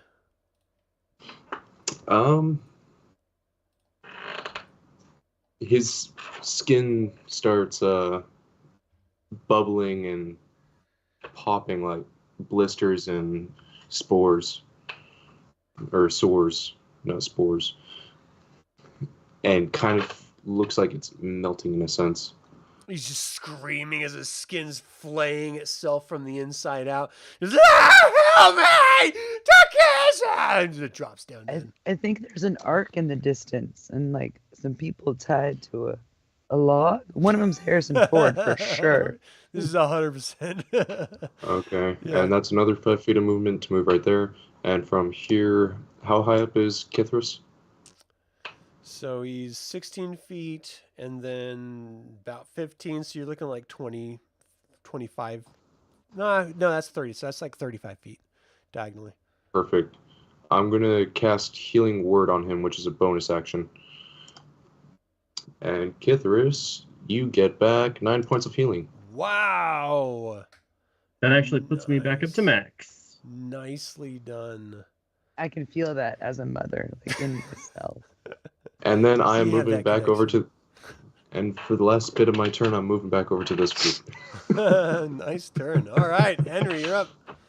So if I accidentally rolled a hit already, can I still use it? Sure. All right. Well, I want to shoot Cultist F, and I rolled my short bow, and I got a 23. So you're about 50 feet from Cultist F. Short bow, I have 80. So Okay. And then that's your long range, so it's -2 at the long range. I guess 21. So 23 doesn't matter. You still hit it. So you're like aiming loose, just. And as Boros is like moving back, feeling pretty good about himself, you just hear this. Ah! Give me some damage. All right. So here's where my charlatan's die come in. So that would mean my damage would be 9. What? And I I don't want see to any use. roll for damage. Well, because I'm using the die, I'm going to say it's a 6. The dice on my side quest this last So weekend. for people who don't know what you're talking about, can you describe the power of the? Yes. Let me go to Because where it I is. think you're thinking of a die as in like what we roll as humans rolling these for the characters, but I think that's Yeah, actually the in-game dice for like gambling and stuff. Yeah, it's just the in game as far as I know. Oh, so I can't use them right now. Yeah. No, but like on in game, like so if you were playing dice or like in a tavern or something, you can make it roll whatever number you want it to roll and always win. So that's why we gave it to the rogue so he can cheat his way to gold. Man, I thought I was gonna be super OP right now. Ah, I was so sorry, excited. dude. That's all right. So we're gonna go for it anyway. Blame Kithris. He's the buzzkill. 4, but It's really my mom. She's the buzzkill. so 4 damage. But I'm gonna use my sneak attack because that enemy should be within 5 feet of Gunnar. Correct. It is. Yes. So we're gonna do another D6. Too bad I can't say it's just 6 because that would have been awesome. That would be pretty dope. 6. It is 6. You called it. So 10 damage. How's he total. die?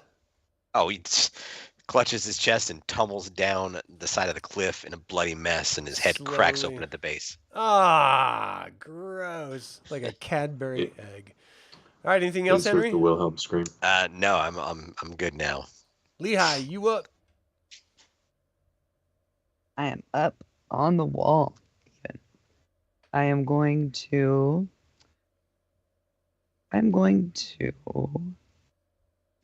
Okay, can I do 2 simple actions and move? I need you to describe what a simple action is. I want to skedaddle over here a little bit more to the west. So that would be a move. But not very far. A couple feet. This is How what I'm far are saying. you moving? You have Just a couple of- 30 feet, so you're moving what, 4 or 5? Like 3. Okay. 2 or 3. I want to toss my son one end of a rope, and I have the other. So your son can't catch it until his turn, but you can toss it. That's okay. Yeah, I hit him in the face with the rope. And then I would like to loose upon the people directly below me, and just on a slightly different plane than my son. 1,000 ball bearings upon them. Okay, so it's a little bit different. What did you expect It's from simple. the So But you it's- definitely not simple. I could do that in 6 Pulling out seconds. 1,000 ball bearings with your hands when you're clutching a wall. they're in Meanwhile, a with your other hands bag. holding a rope. Like, They're in you a- can do one of those 2 things. You can't do them both. Just the ball bearings then. Sorry, kiddo. Hope you don't fall. I'm good, Mom. We got this. So you That's like brutal. reach into your bag, pull out a massive bag, and just like slowly pour it Right. out, and then it just gets exponentially quicker, and it's just like as ball bearings start bouncing everywhere. It sounds like an avalanche down below to Henry, Elowyn, and Boros as it starts to just sort of bounce and tumble and echo. I know. They know what it is at this point. Anything else? No, that is just going to be a lot of fun to watch. All right, Gunnar, give me a dexterity check. Oh, Gunnar, I forgot you were there. Sorry. I am here. I may not be for long. It's a very Kender move. There you go. Nicely done. You just sort of ground yourself as these balls just sort of like bounce and scatter everywhere. Your turn. What do you do? All right. I'm gonna really want to kill somebody. Jeez. So I want to go for Cultist C. Okay. Attacking. Come on. Here we go. As Maybe. balls are bouncing everywhere. With the 13, you hit. All right. Back into him with your axe. So I'm gonna re-roll that. 7's not bad. 9's better. How does he die? So I'm just gonna go ahead and just cut really deep into him, and then So I he kick sort him. of like arcs his back out. Blood sprays across you and Kithris, and he just tumbles down, slipping on Barbarians all the way down to the bottom. Yeah, my cleave damage should do some damage to the next guy, to the next 6 person. to Cultist Yes. D. So Yeah. how does he die? Because that's all he has left. Same. Yeah, I just go right through. I go through him. Right through him. He drops down. He passes between you and Kithris. His ball bearings are bouncing everywhere, and he falls down. And Henry, Elowyn, and Boros, to you, it looks like Lehigh dropped ball bearings, and all of a sudden, 2 bodies come flying down full of blood. Are those ball bearings, or are they explosive devices? I don't know. Anything else, Gunnar? I'm gonna move, and I'm gonna move just right here. I'm gonna get a little bit closer to. So you're doing Aquila. your best across these ball bearings. You already did a really good dexterity saving throw. So you slip once, but you easily catch yourself and move toward Priest Acolyte A, who is doing his best to stay grounded, like looking around like, what the hell is going on? Anything else? That's my turn. Kithris, you're up. Give me a dexterity check, please. Big bucks, no whammies. That's a 7. I go sliding down the hill. And as he goes sliding down the hill, it's like, I'm not picking these up! That's why we bought a bunch of them. So you just like on your back. So, I mean, this is like 15. So that's, I'm going to do a D6. We'll do a D6 for damage. As you fall down the mountain, you take a whole whopping 4 damage, and you are now at the base. Perfect. Am I still able to act on my turn? Is this the base here? Is that That would be your move. So, okay. I'm not sure. That's not voluntary movement, but okay, we'll take it. With that, like he kind of stands up, looks around. Can I see these cultists over on this other side over here now? on the ground, yeah, 3 of them. Oh, 3 of them. Yeah, I'm gonna hurl a javelin at him. Or actually, I still have my trident in my hand. I'm gonna hurl a trident at him. So that's 35 feet at the best, the cultist E. Okay. I've got 35. You said? Yeah. All right.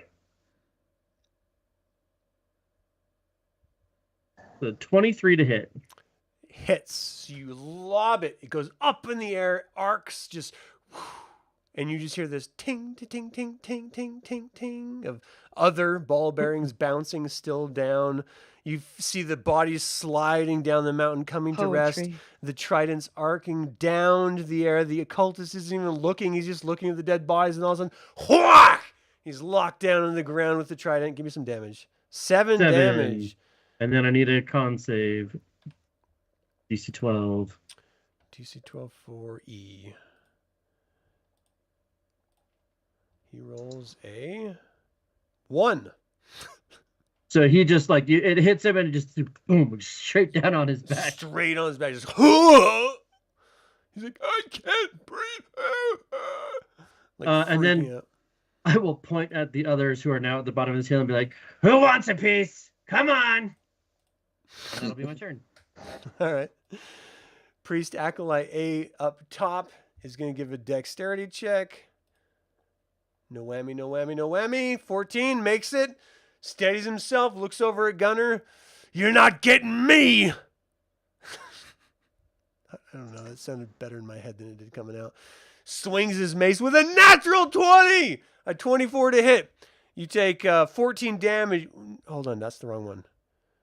5 plus 2 radiant. So the bludgeoning is 10, so you half that for your rage. The radiant is 2. Don't have that, so that's 7 damage total. As he hacks into you with, well, not hack, but smacks into you with his mace. And then that's A. Priest Acolyte B. Standing atop. He's going to slide down with his friends. And let's see, that's going to be his move. What's the range he's got here with Boros? 38. I got you with a Radiant Flame. Boros, he attacks you, calls out to Dekesis. You see this Radiant Flame strike out with a 22 to hit. You take 7 radiant damage. Owie. Warrior Veteran charges. Let's see his move. You're at 33 feet. He's got a 30 foot, so he can't charge fully and get, well, 33. That's still 5 feet away. So he can move up to you to a hit. If I can deselect this stupid thing. Gets up to you. He's going to swing with his great sword. 18 to hit. That's 10 damage slashing as he brings his great sword around and his waist high slice cuts into you briefly. I'm down. Oh, shit. So Boros immediately drops down between these two attacks. Elowyn, you're up. You see your only shield between the enemies drop down. What do you do? Okay. Boros? Yeah.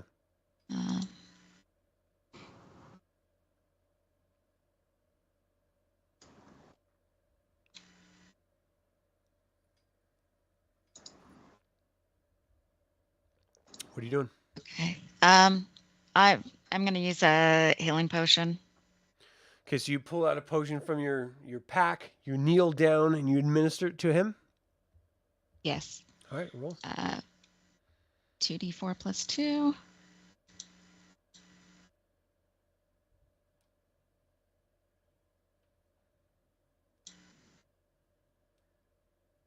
Okay, plus 2. So 7. So on your next turn, Boros, your body will flood to life again, but you are prone on your back, and you can be a little bit, role-playing, a little bit groggy from coming back from the brink. Anything else, Elowyn? Nope, that's it. Cultist A. So he's going to move forward. Let's see. He's too far away, so he's just going to run forward to the veteran and ready. If anyone gets within his range, he's going to attack them. Cultist E, who is on his back, takes half his movement to stand up and his other half to move up to Cultist A. Let's see. Boros is next. Give me a... Well, no, because you're prone right now. Your life is flooding back into your body. What do you do? Oh, man. So right above you at your games, feet is the warrior veteran standing up. So you want to play games? We could play games. 17 to hit. For poison spray, what's the components for that? It is a cantrip. It is at will. I understand. So what's the components? Is it verbal, somatic, material? It's verbal and somatic. Okay, so somatic you can't do on your back. You would have to stand up for half your movement to do that, which you can still do, okay. And you can still use a 17 to hit. For the warrior veteran, 17 does hit just barely, so give me some damage. Oh, I accidentally rolled the hit again. That's not damage. Oh, yeah. 4 damage. I mean, it's not nothing. Oh my gosh. So this guy, you hit him with 4 damage, and you see him just sort of like flex a little bit. Is that all you got, pretty boy? Sing me some songs as I murder you. He is clearly not even phased. This guy is incredibly buff. You guys have never fought anyone at this guy's caliber before, And as he sort of came up to you and just cut you down, the reality for the three of you should be sitting in that your warriors are off next to a mountain or on a mountain, and this is a straight up veteran warrior at your, like, right in your faces. This could not be more scary and dangerous for either of you or any of you. Anything else, Boros? It says as a bonus action, 2-weapon fighting. Can I pull out both my Not daggers? if you do a spell. Oh, well, cantrip is at will, so you did half your movement. You didn't reaction. Is that what it is, or a bonus action for the cantrip? Cantrip is an action. A full action, then you can't pull anything out and do anything. You'd have to have 2 weapons ready and attack with both of them to do a 2-weapon attack. Okay. Then I'm going to use a bardic inspiration and inspire Henry. What type of action is that? It's a bonus action. So what do you say to Henry to inspire him? Oh, my dear friend. You give like a Let your look, like- arrows be... I just look over to him with the most dramatic head turn. Oh, my dear friend Henry. Let your arrows be true and strike your foe. Henry, you're up. What do you do? So that allows me to reroll. Charming. What is the bardic inspiration? It allows you to add a 1d6 to your any dice roll. It's pretty good. That's not damage. Oh, I was about to say. Mm. All right, and I can use it once per combat or just once total? Just once. Once total. All right, I might save it. That inspired me to get the hell out of here. No, no! So I'm gonna. Good back luck, up a little Boros! bit. Actually, before that happens, I look over at Kithris. After what just happened with that warrior, I look at him, make eye contact, let him know you need to get over here now. You don't say anything. You just look at him. Look, like, did you just see that? Holy crap! Words usually help, but all right. Yeah. Oh, Kithris Just knows. like looks close. He's like, "Oh yeah, he's scared. I'm coming." All right, so we're gonna move closer to Kithris. I mean, Kithris is only 17 feet away from you. You could move behind Kithris if you want. Well, I'm hoping he comes over here, and then I'm gonna stay. I'm gonna stay in the fight. I just don't want to be right there. I don't want to be the object of all the attacks. So Yeah. what are you doing for your turn right now? I'm gonna move back by Kithris, Okay. That's it? and I'm gonna shoot. Okay. So crossbow Who are you going to shoot? at the big baddie. The warrior veteran. All right. Yep. Roll to hit. I just piss it off. Not with a All right, 23. Bring your crossbow up. Strikes into him. Give me some damage. 9. Now is So Boros the 9 close enough? damage hits him. He looks over it, breaks it off with one hand, and just looks at you and just screams. "Wah!" Is Boros close enough where I can do my secondary, my sneak? What do you mean? Yeah, No, Boros that is has to be enough. in melee. No, it can be ranged too. Boros is close enough for that. Yep, I double checked to make sure.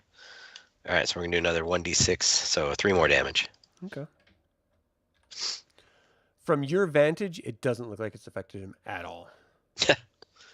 This is the toughest guy you guys have faced thus far. Doing my part. individually. Anything else, Henry? Just shivering in my boots. Lehigh, you're up.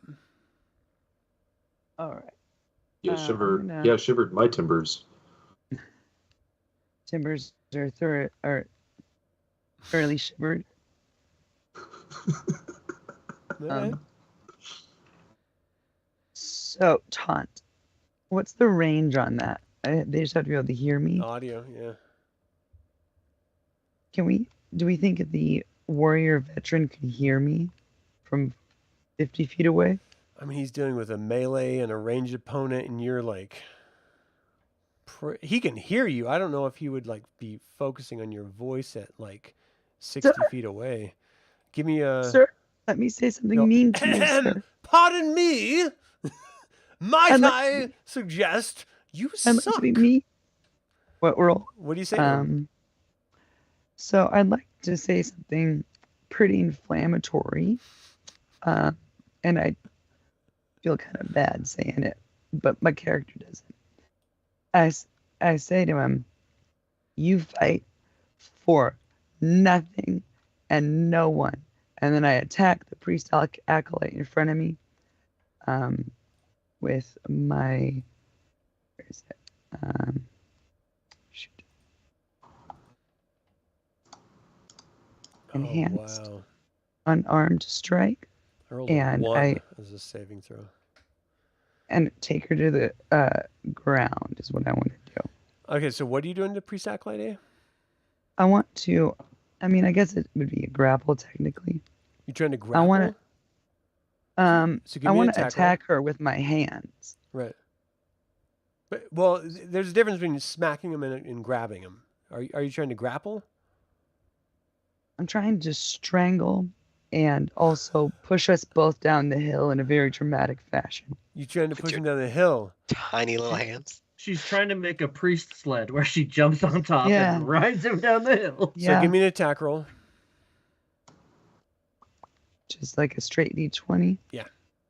Your proficiency bonus and your strength bonus if you got one.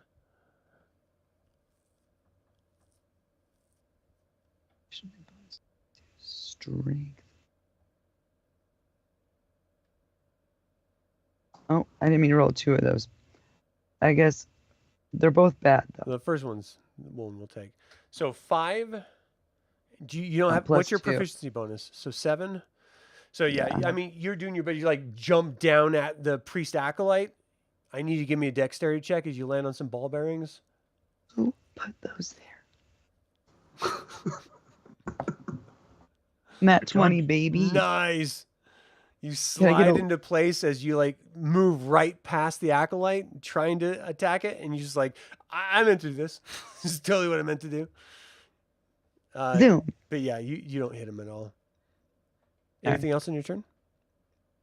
I think that's it, right? Yeah. All right, Oh, Gunnar. Can I bonus action Kender pocket search the acolyte? Well, pocket search is for yourself, not the acolyte. Oh, You I can do didn't know that I if was you searching want. myself. Can I? Just because search in your myself? pockets you have tons of like things, you know. Yeah, I'll search myself real quick in front of everybody. Don't She look at has me! no shame. What do I? Don't look at me when I do this. All right, so the pocket search, the pocket grab table is a D100 that I roll. Give me 1 second as I roll this for you. I love a table, especially a D100. 92. 92. You pull out a very useful map of this area. You're like, huh. Oh, this When is very did I- helpful. Do this. Thank you. Yeah, that was your Kender pocket grab. All right. At least now you have a map of the area. I mean, it'll be helpful after combat. Guys, we know where we're going later. That's hilarious. Gunnar, you're up. Give Okay, me a so dexterity this. check. What's that? Dexterity check, please. Yep. Oh, hang on. I get advantage, so it's the 11 was the better roll. 11 will do it. You just need to get a Check. 10.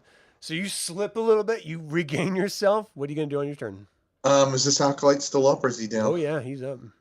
All right, I'm gonna He finish hasn't him been off. touched at all. Oh, let me help him with that. I am going to do something different. I'm going to use reckless. It's a certain attack. And what that does, if I can find it. Sorry. You're making this up, aren't you? I am. You're on to me. Do a reckless, cunning, destructive attack. Why can I not find it? Features and traits, rage, weapon, danger sense, reckless attack. When you make your first attack roll on your turn, you can decide to attack recklessly, giving you advantage on the attack rolls Oh, using nice. strength. So I'm gonna try to hit him, and I'm gonna roll advantage. Oh, sweet, 16 hit. Yeah. 16 definitely hits. Give me some damage. Okay. I'm going to re-roll that too. So that was a 6. See if I can get anything higher. Yeah, same. No, it's a 9. 9. How does he die? I just split him right in half. Oh, gross. His body parts hit the beads and they just throw him off the ledge. And he just slowly falls through the air, blood spraying as the body parts tumble. And ultimately just splats next to Kithris. Really gross, squishing sound. Dang it, I was hoping you would get some air and get cultist E. Jeez, that would be really far. So Really fun. I'm going to move.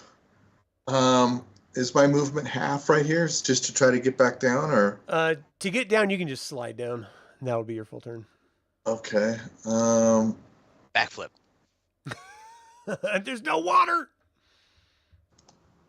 Do a flip. Be a man.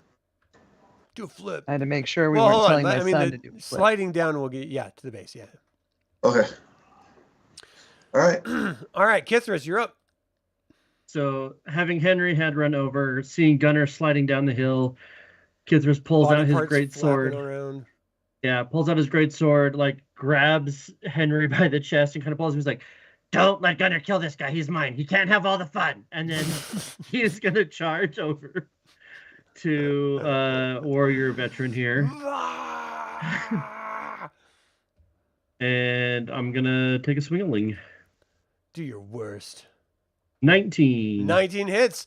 You come screaming in. His eyes go wide. He brings his weapon up. You go right underneath his, slice into him for 10 damage. And then I'm gonna action surge, so I can take an additional action. Hold on. Let me It's mark not it a off magic. first. Okay. He sort of grimaces a little bit. Bring it, lizard! Okay, and I'll swing again. And do poorly this time. It's only a 10 Parries on the the second one off. Is that all you got? Spits blood on the ground. My turn. Anything else? Nope, that's going to be it. All right, the priest acolyte. It's his turn. What's the range on that? 60 feet. All right. He's casting heal on his warrior veteran buddy, which is a 2d4. What a butt cheese. plus What a the douche. modifier. Where would you? Oh, +2. So 2d4 plus 2. Why wouldn't they? Like, really? So 8 healed damage. No, it makes total sense. It's just rude. How rude. All right, so he stands back from all the chaos. He sees the tides turning very rapidly, and he's going to do his best to keep the warrior veteran up and maybe cover his escape as he slinks around the edge of this. Let's see, that's 14, 15, 16. So yeah, about there is his full move. All right, warrior veteran squares off and just flexes a little bit. You see blood seeping from the wound you just gave him a little bit. And he brings his great sword up, brings it right back down toward you. The warrior Bring it on, big melee boy. roll with a while holding weapon response adds 2 to its armor class. It wouldn't have mattered. You still would have hit him. All right, so he brings the attack roll down on you. 15 to hit. What's your armor class? 16. You parried off barely as it sort of rocks you a little bit. You're like, whoa, this guy's Is that no all joke. that you got? He's like, give me another chance. Come I on, think then. he only has one. He makes 2 great sword attacks. I should have done this earlier. So he takes his second attack toward you. 18 this time. You take 10 damage slashing as he brings it back around. Jeez. Feints. How's that, gecko? Elowyn, you're up. I am going to eat your face. Did the warrior veteran save against my taunt? I forgot. That's hilarious. Oh my gosh, no, he didn't. So what did we determine the stats were for that? Okay. Give me a second.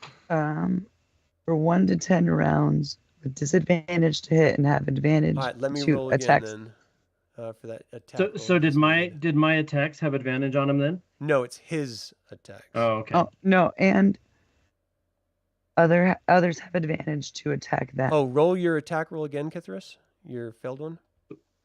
No, it still failed. I was Okay. hoping. Still failed. So his second attack roll, which is his disadvantage roll, which he has to take, is For six rounds. 9. So don't take that 10 damage. You parried it off. You can see he's clearly looking up at the hill, just pissed off. And because of that, he is going to use his move to move past Cultist A. Give me a reaction attack roll if you want. Boros and Kithris. Ooh. You ever been so mad that people 13. hit you? 13 misses. 11 misses. Darn. You can't do a spell on a reaction. Oh, It's no got to be a spell. melee attack only. Okay, Unless you have the then Warcaster feat. That's fair. Does a 23 So you dagger strike stab? out with your dagger and you hit him. Give me some damage. 4 damage. Maybe take that he back. Take 2 of those he's back. All right, so you strike at him. He doesn't seem to pay any attention at all. Let's see, what's his move? 30 feet. So 20 gets to the base, 10 gets him halfway up, and he immediately just starts climbing past Gunnar. Gunnar, give me an opportunity attack if you want to use your reaction for it. Attacking. 12 hit. No. And he just moves. He's crawling. He's in a fury. I'm going to wear you as a belt as he's clambering halfway up this mountain toward Lehigh. All right, that's his turn. Elowyn, you're up. Okay, I'm gonna throw a healing word to Gunnar. What's the range on is that? he? It should be 60 for healing word. Yep, All right, you're good. 60. Okay. It's 2d4 plus 4. Okay.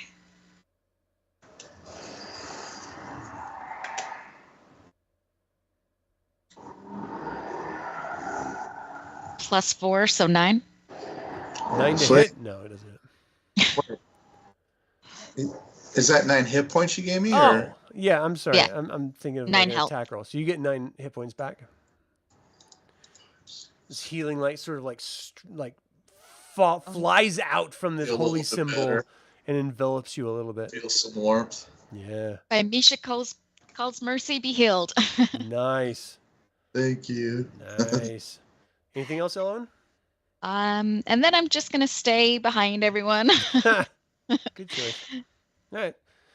Cultist A is going to strike out at Kithris with his Scimitar.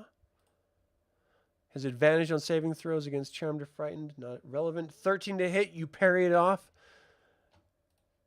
Cultist E moves up to Kithris and he's going to attack. Come on, Cultist E, what you got? And Kithris just steps out of the way as the scimitar slices right in front of him. You guys are really eager to die, but I gotta kill this other goof first. I got a don't more touch him. important foe. Boros, you're up.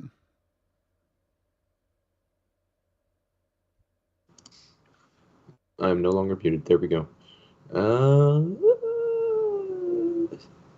He's still within, or the warrior still within 30 feet. The warrior from Boros is 24 feet, then 8 feet, so you're looking about 30 feet. Cool. 32-ish feet up. If it's 32, I shall move 2.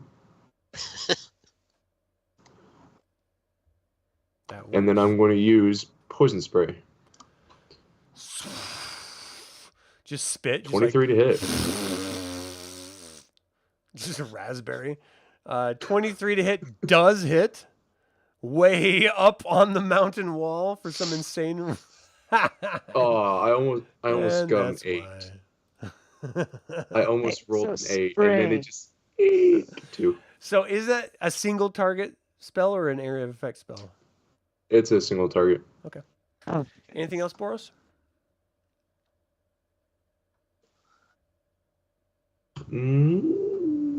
No, that'll be everything. All right, Henry, you're up. All right, lick my finger. Check the wind. And that priest acolyte that's running away, we're gonna put an arrow in his back. So you right now are 62 feet away from him. We're going for the short bow with 80. All right. Do remember, you have bardic inspiration. Yep, So you and take if a I need, second, flies through the air, goes through the trees, through the branches, smacks him right square in the back, screams out, give me some damage. max 6 or 9, sorry. 9 damage is good. Jeez, for an arrow. He stumbles a little bit, but he's still stumbling. Anything else? No, that's it. Lehigh. So the warrior veteran looks pretty bloodied. No, he is not bloodied. Oh, is he having a really hard time getting up this hill with these ball bearings? Actually, the barbarians have all gone. That was Probably like 2 gravity, rounds ago. right? I have been to school. I should have realized that with my own brain. But I still got bird brain right now from casting Find Familiar, and I'm having a hard time losing it still. No problem. Okay. So warrior veteran's looking fine. He's looking mad. Looking mad. Yeah, people tend to look at me like that. I'm going to stare him in the face, jump at him, and in midair turn into a wolf and attack his face. Or his whole body. I'm not calling that shot, but the face is probably You're the like first. staring at him, you leap off. Your features completely shift into a wolf. Just give me an attack roll. As a wolf. Wolf girl. We can name the wolf too, but it can't be Moon Moon. Okay. Sorry, I'm trying to find it. I think it'd almost be funnier if you just stayed as a Kender and just like wrapped around his face with your legs and arms. But would that be a grapple? Yeah. And then you could bite my little Kender belly. My Kender belly is actually. That would be so funny. That's the only vulnerable part of a Kender people don't really realize is the belly. The Kender belly. It's the outie belly button. You pull that and it's like popping a balloon. Just. All right. I found it. Word for roll. Do I add my proficiency? You're the wolf stat. So 14. 14 plus, on the warrior veteran. Plus 4. So 18? Yeah. 18 latches onto his face with your bite. Give me some damage. 1d6 plus 2.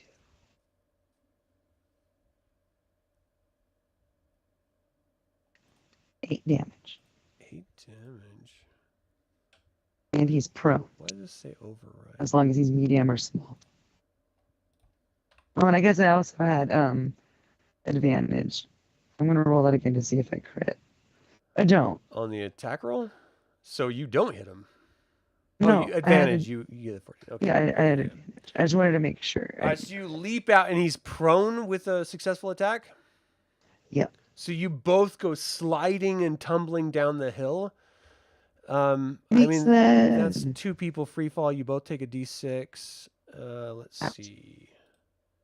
So you both take 3 damage from tumbling and bumbling down the wall. He's now bloodied as you spit out his disgusting tasting face, and you're both at the feet of Gunnar. I just moved you. Anything else, Lehigh? That's pretty epic. still Just have like my flying move, in midair, technic- shifting. Do I still have my move technically? Not with falling, no. Shoot. No. I'm all good then. Gunnar, you're up. You just see this thing rush past you and then tumble right back at your feet with so a wolf yes, attached. I laugh and I'm going to swing. So, Sucker! You got advantage. oh, even better. All right. That's pretty awesome. Oh, jeez. You hit. Give me some damage. I'm gonna re-roll that. So that was an 8. You want to re-roll on that? That's a good roll. A 9. Alright, So take that. So not bad. So you hack into him on the ground. He screams out, "I'm gonna kill that Kender! Where'd this wolf come from?" Anything else? that's it. So it's just Kithris, you're up. Kithris is well, he can't leave combat. He's got to take care of these two idiots. He looks upset at Gunnar and he's like, "I said he was fine. You can have him." You should look back at Henry and say, "I gave you one job." One job, Henry. One job. And Kithris is going to go ahead and just take a swing at the one in front of him here. E or A? Let's go with E, I guess. Okay. It's a 21 to hit. Yeah. He tries his best to parry and just goes right back at him. And that's 6. For E, how does he die? Kithris just kind of like up with it a little bit, so it just kind of cuts through his like midsection and just he just you see his heart pumping out the last of his blood all over the place, gets all over Kithris. He doesn't care, and it just falls over, and he's like still dead-eyeing Gunnar, hoping he's not gonna take his quarry here. Gunnar's not even looking at you. He's like enraged. All right. Anything else, Kithris? No, that'll be it. I don't have any good bonus actions. Priest Acolyte moves 60 feet away from combat. Warrior Veteran's turn. Stands up for half his movement. Turns around to the wolf. Cuts into it. Maybe. Now they're interested in hitting me. Find out. 21 to hit. Mom! No! No, that doesn't do it. It's a... Oh, no. Sorry, I was reading it wrong. It's at 12. Yeah. Dyslexia. 10 damage on the first attack. Second attack on the Kender is 13 to hit.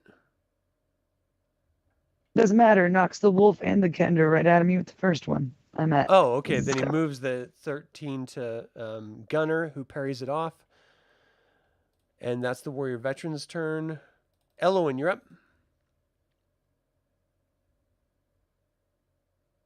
Okay, so our Kender's on the ground? The wolf is on the ground. That's slowly changing back into a Kender.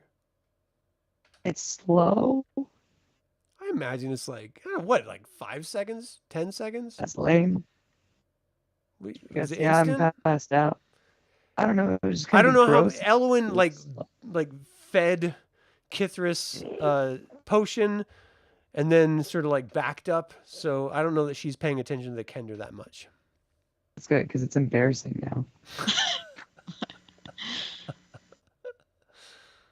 So what do you want to do, Elowyn? Okay. So it sounds like she needs a heal. Unless you can kill this guy. Yeah, I really want to use my guiding bolt, actually. Do what you want to do. Okay, so I'm going to use guiding bolt on... Well, let me see the distance. 120 feet. Okay. On the warrior veteran. Roll to hit. I assume it's a roll to hit. I don't know.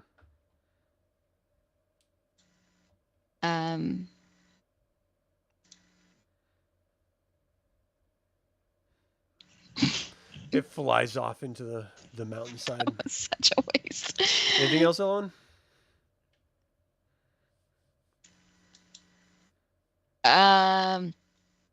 So I have healing word under bonus action.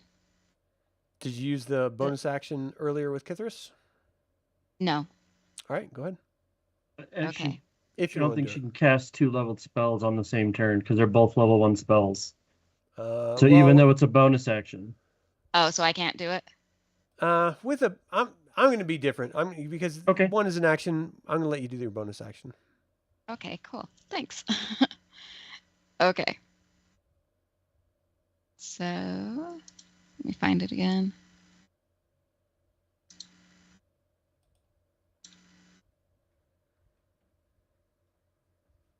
Oh. Sorry, just a minute. I'm having trouble. We're in combat. Come on. I know. Go. Let's go. Let's go. I'm going to pull out a timer. Okay. 3. 3 plus 4, so 7. To who?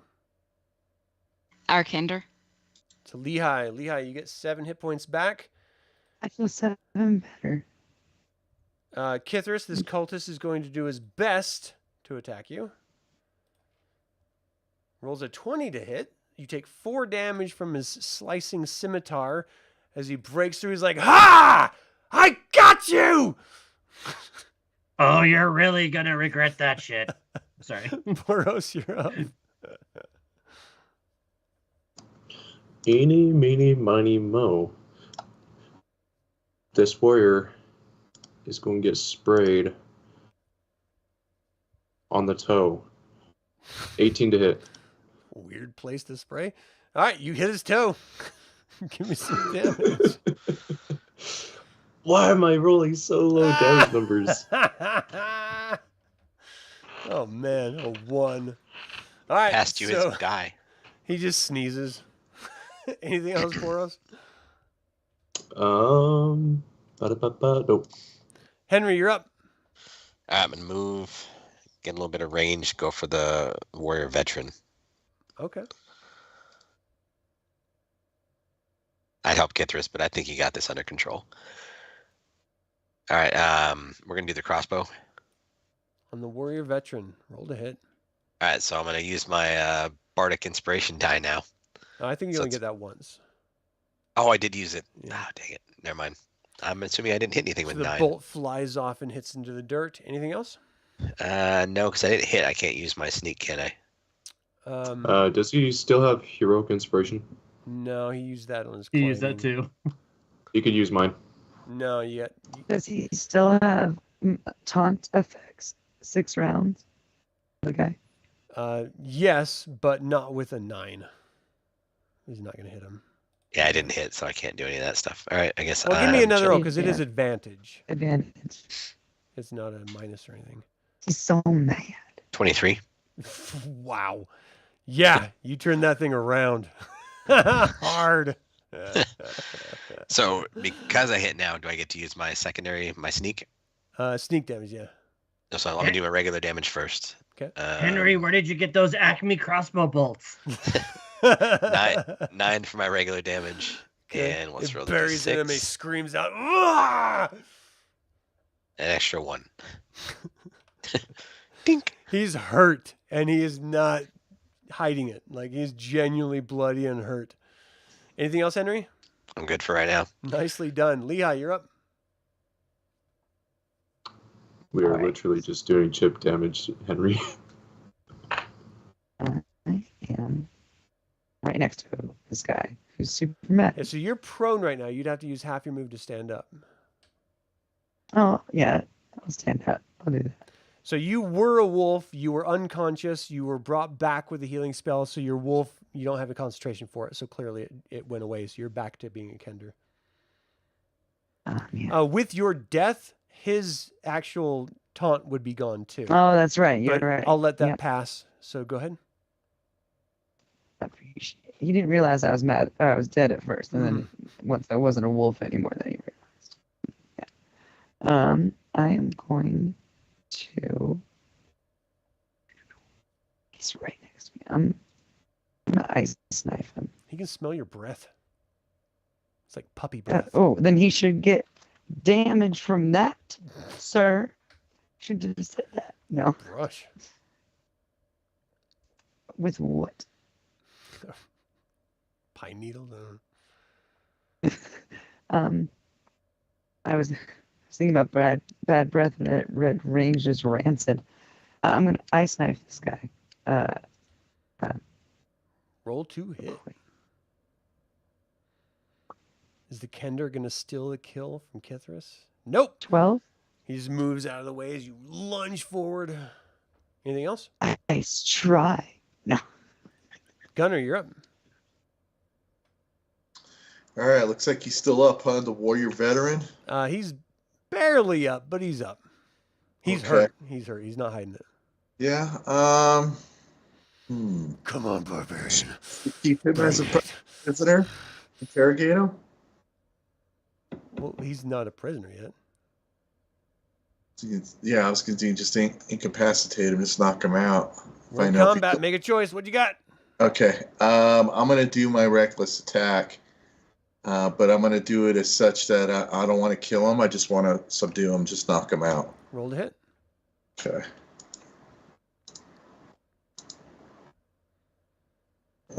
16. 16 does not hit. So he moves out of the way, parries it down. Anything else? That's it. Kithris, you're up. Kithris looks over and he's like, no, that's my, don't you do, I swear. And then he's going to turn his attention back to the cultist and be like, fine, you can die first. And then he will just swing at him with his greatsword. Oh, for 11. Boo. The cultist is clearly still worried. He like parries it off barely. He's like, oh, I'm alive. Okay. Anything else? No, because I don't have any other bonus actions. So Kithris he's so focused on Gunnar stealing his kill that he's like only half-heartedly swinging at this cultist. Yeah. Clearly. All right. The priest is continuing to run away, now completely out of sight and everything. Warrior veteran. He sort of girds himself. If I'm going out, I'm fighting the warrior. And he brings 2 attacks to Gunnar. The first one. Wait, does Kithris hear him say that? Yeah, 23 to hit. You take 10 damage. The second attack, 11, you parry it off. He's just like going toe to toe, just clang, slash, clang, clang, ah. And he knows he's going down, but he's not going down without a fight. And at this point, Lehigh, you're just like, wow, this is really like warrior on warrior, like veteran on veteran battle. Like they're clearly going at it. Elowyn, you're up. Okay.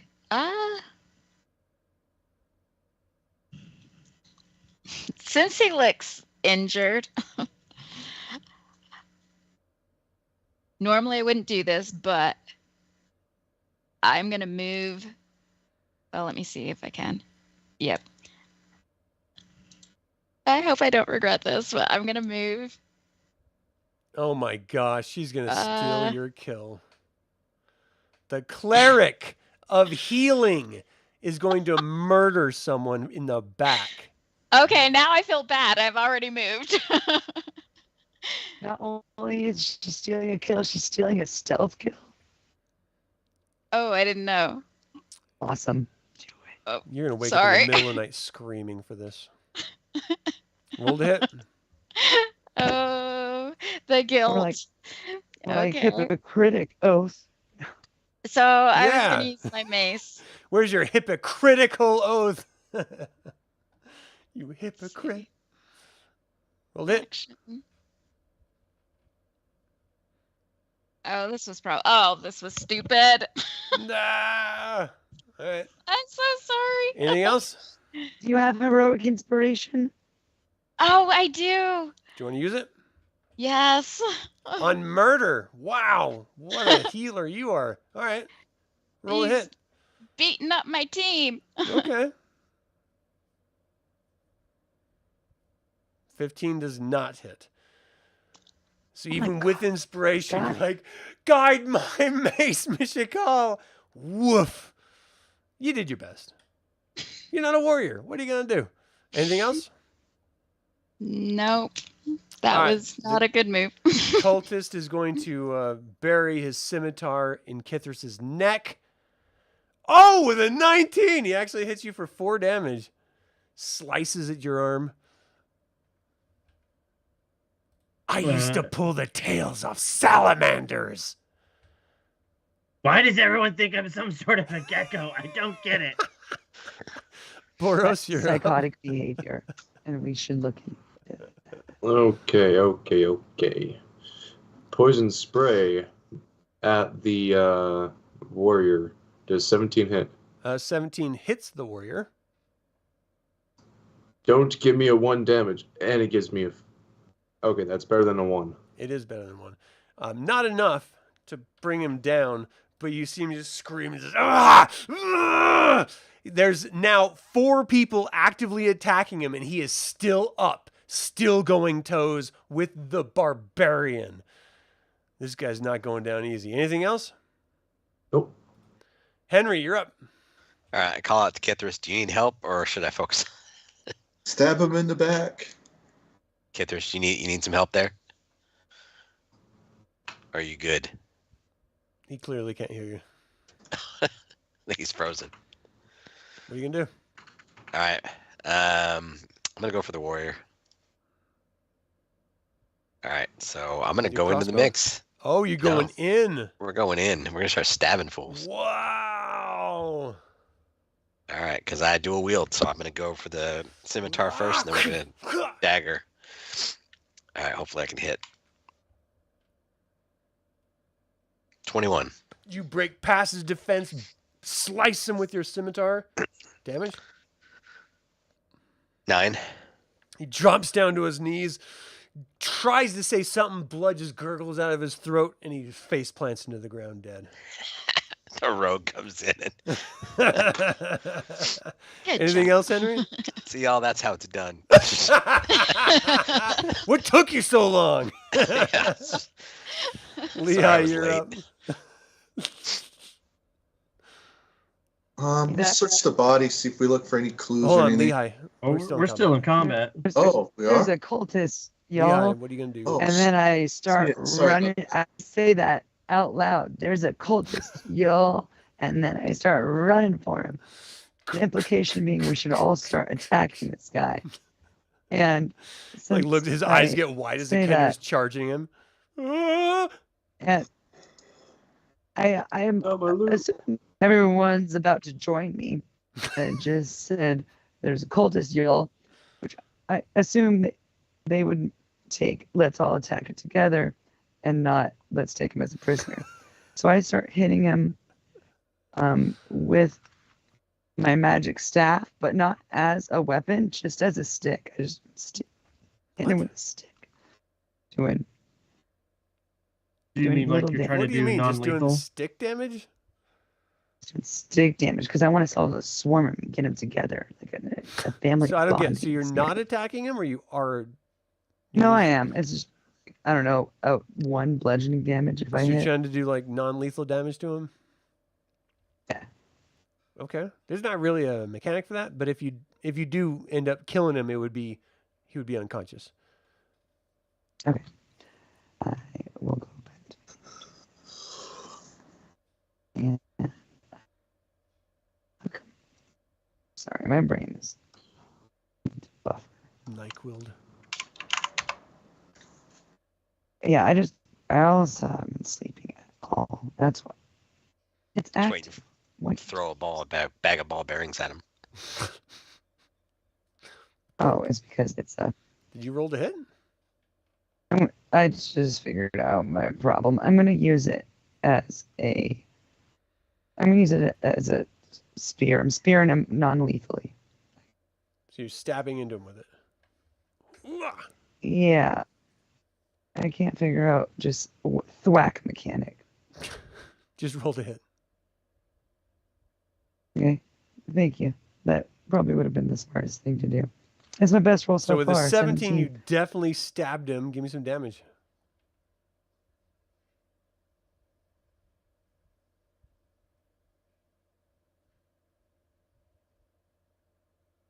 Six Six. damage. All right. So you stick it into him. He sort of cries out. "Ah!" You pull it out. A little bit of blood comes oozing out. He's sort of like, he's hurt. He's bloodied. Anything else? I just say, good. My friends are coming for the rest. Gunnar, that's your cue. All right. I'm going to go ahead and try following suit here and try to see if we can knock him out. I'm going to use So my I'm not sure an enraged person could have the wherewithal to pull their punches. Really? Yeah. Yeah. I mean, you're raged, you know? And it Okay. lasts until the end of this turn unless you extend the rage this turn as well. So you're going to have your rage attack, and then we'll see if you can, like... It just doesn't make sense that you would be raged and considerate. You know what I mean? Okay. All right. I'll just do a normal attack then. That's gonna miss. Yeah. So are you going to extend your rage? Why would it be going off? It goes off at the end of every turn from the preceding turn that you extended it. From the initial start of it, it goes until the end of your next turn. And so it's a constant thing. Every turn you have to keep going if you're attacking consistently. That's how the new mechanic works. So if you want to end it at the end of this turn, you just don't re-extend it. Is that simple. So do you want to keep extending it to next round? Sure. Okay. So go ahead and move yourself next to the cultist. Kithris, you're up. I mean, the verbiage of how they changed rage is very clear about you extending it at the end of your next turn's action. So definitely keep that in mind because you can control it. Kithris is not paying attention to any of that. He's just going to swing at this guy. He keeps stabbing him, and Kithris is upset. And not with an 8, you're not. He moves out of the way. His eyes are like, oh, he's parrying and moving all sound. It's like, oh my gosh. Kithris is having like a conversation with his mom. He's always going, Mom, everybody's stealing my kills. And the guy called Gunnar a warrior and not me. Why does everybody think Gunnar's a warrior? And he's just kind of flailing with his great sword. Elowyn, you're up. Uh-oh. Oh, jeez. I'm going to stop doing stupid things. Hopefully. I'm going to just play it safe. And I have a healing potion in my backpack that I think I am going to use on myself. So how many healing potions did you have originally? I had 2. Okay, so this is your last one? Mm-hmm. All right.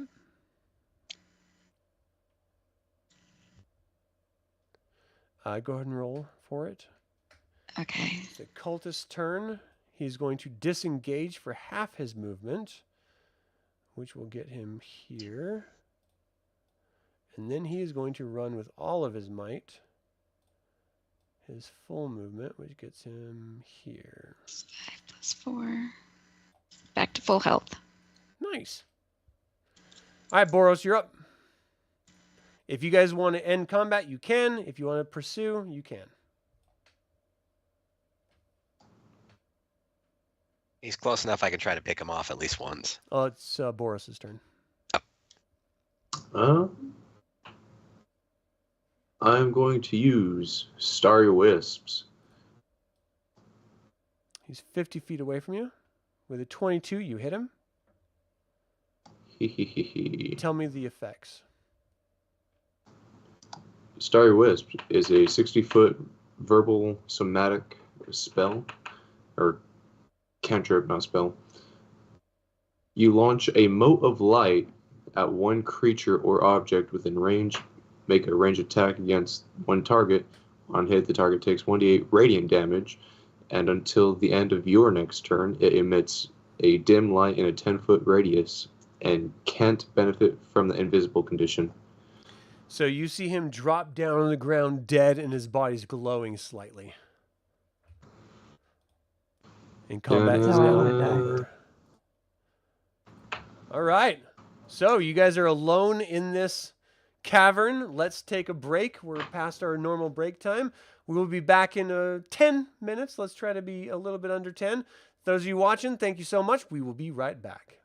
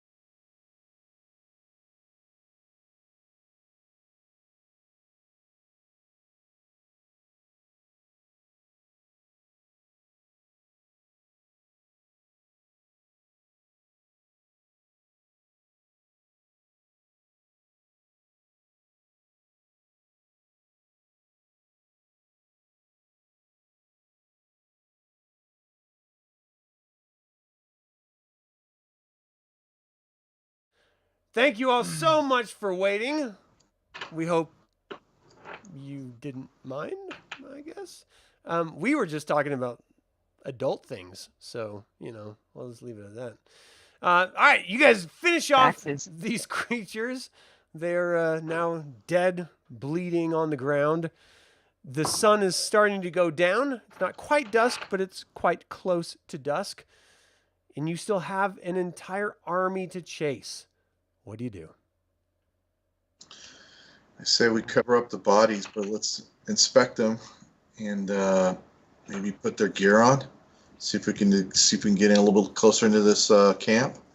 Yeah, is there anything good? So you guys are actually like scouring the corpses? Well, I was going to take a nap to get some hit points back, but then someone said looting, and I said, yeah. Elowyn, give me a perception check. Give me a, what is not perception, but insight check. Okay. Ooh. Never mind. I have a +6 on that, but 13? That's not terrible. All right. So, you're thinking as they're sort of like rummaging through the bodies, they knew you were coming, or at least they knew someone was coming. This was a rear guard, which means if they don't check in, then they know that, like, the main army force knows that they're not here anymore, so that someone's coming. So you guys might have just blown your cover without realizing it. Go team. What a catch-22. You all don't know that. That was her insights. We're psychically linked. We love each other. Kithris is like full tilt complaining to his mom's like, no, why does Gunnar get to be the warrior? I'm a warrior. I'm the warrior. I'm the one that killed him. Shut up, man. I'm still mad at you. I told you don't let Gunnar anywhere near him. And then Mom, they all hate me. Job. Gunnar, you you're found about about to have to roll 37 initiative. silver amongst all of these soldiers.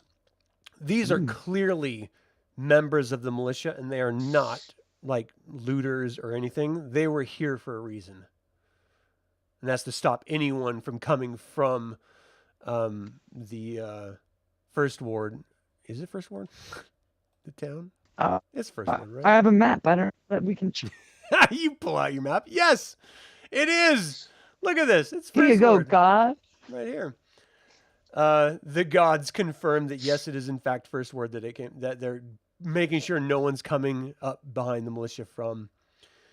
They didn't suspect anyone would be coming, but on the off chance, that was their job. You guys proved to be wildly too effective, and by murdering them all, except for one, got away. Now, without being checked in, the entire encampment's going to be in arms ready and waiting instead of placid, So can I pull up this map, and I would like to make a wisdom survival check, which the map gives me a +5 bonus to, and see if there's a way we can traverse this area and get ahead of them, or at least alongside them. You were told that there was an encampment that you were supposed to discover. So the idea of getting ahead of the encampment is a little bit strange. I mean, you have to find it in order to... You would have to know where they are to get ahead of them. You know what I mean? In fact, it would be impossible. Okay. Can I look at the map? Can I look at the map and see if there's anywhere in my survival wisdom that I think I would put a camp? Give me a wisdom roll. Survival. I'll do that once I get there. So this I already whispering? have +5. I heard that. I already have +5, and the map gives me another +5. I didn't see a roll.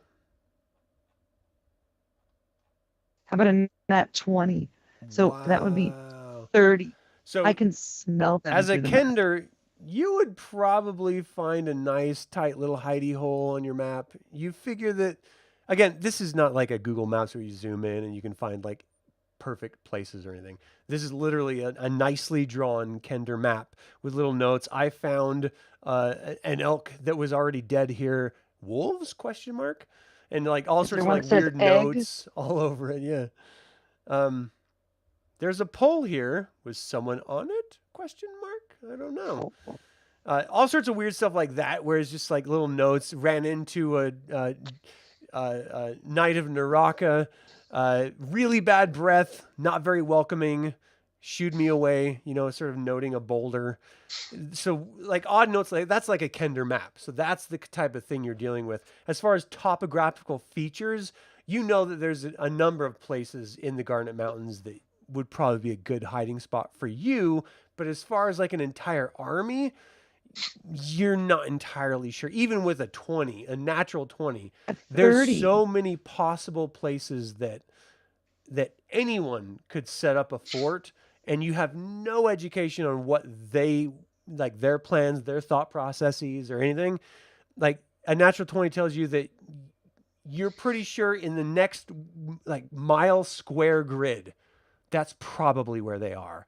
But exactly on your map in that mile square grid, it's pretty up in the air. But you know you're close. Is it dusk now or what? Not quite. It's getting there. Slowly. Does Lehi share that with the rest of the group or insight? I don't know. Oh yeah, I mean, I felt like that was I didn't learn a lot. But if anybody has any other things that maybe I could leap off that 30, you have a grid like now for sure that you know that they're probably in. So Kithris wants to climb this rock outcropping to get to the top and see if he can like look out, and we'll see if they had anything like where they were camped out on top that would indicate like how long they've been there. Like, you know, is there a bunch of cigarette butts as they've been waiting for us and on a stake out here? How did you know they're smokers? I can smell it. And then the dragons have fire right there. Right. And then just like kind of from the top of that outcropping, see if he can like see out to see if there's any indication of a direction. You're making a whole bunch of leaps. I want to see if you fall off the face of this mountain. So let's get some athletics checks. Any helmet, elbow pads, knee pads first, please. Put on your helmet. I don't have any. Elowyn, can you have Mishakal guide me? That would probably be a good thing. I'm going to cast it on him too. Okay, so I'll add a D4 roll to this as well. So 15 plus whatever the D4 is going to get me. You have resistance. Plus another 4, so 19 total to scale to the top of this thing. Nice. Bludgeoning.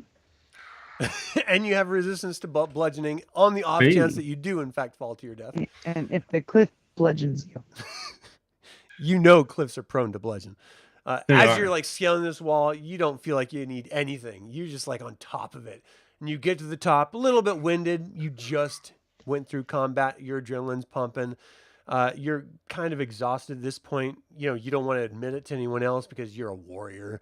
You get to the top. I am a warrior. The sun is setting. You can see all the way to the Straits of Algani, way past Karagoth in the plains as the sun is setting.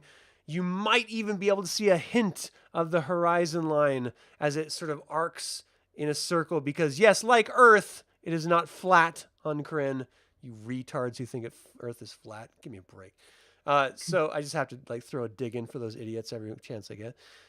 You see a sort of curvature. What? I wanted to get a dig in too. They suck. Yeah. Earth is round. Science nerds.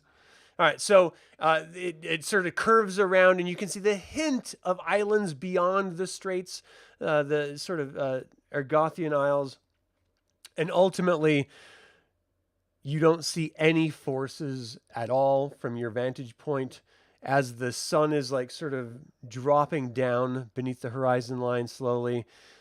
You're looking north across southern Salamnia, and you really don't see much of it. You see like a couple settlements in the like far distance, but as you're trying to scour the mountain edge to see where they would be encamping, you can't really see anything. The way the mountain just sort of goes in and out on itself, there's too much room to hide. Sure.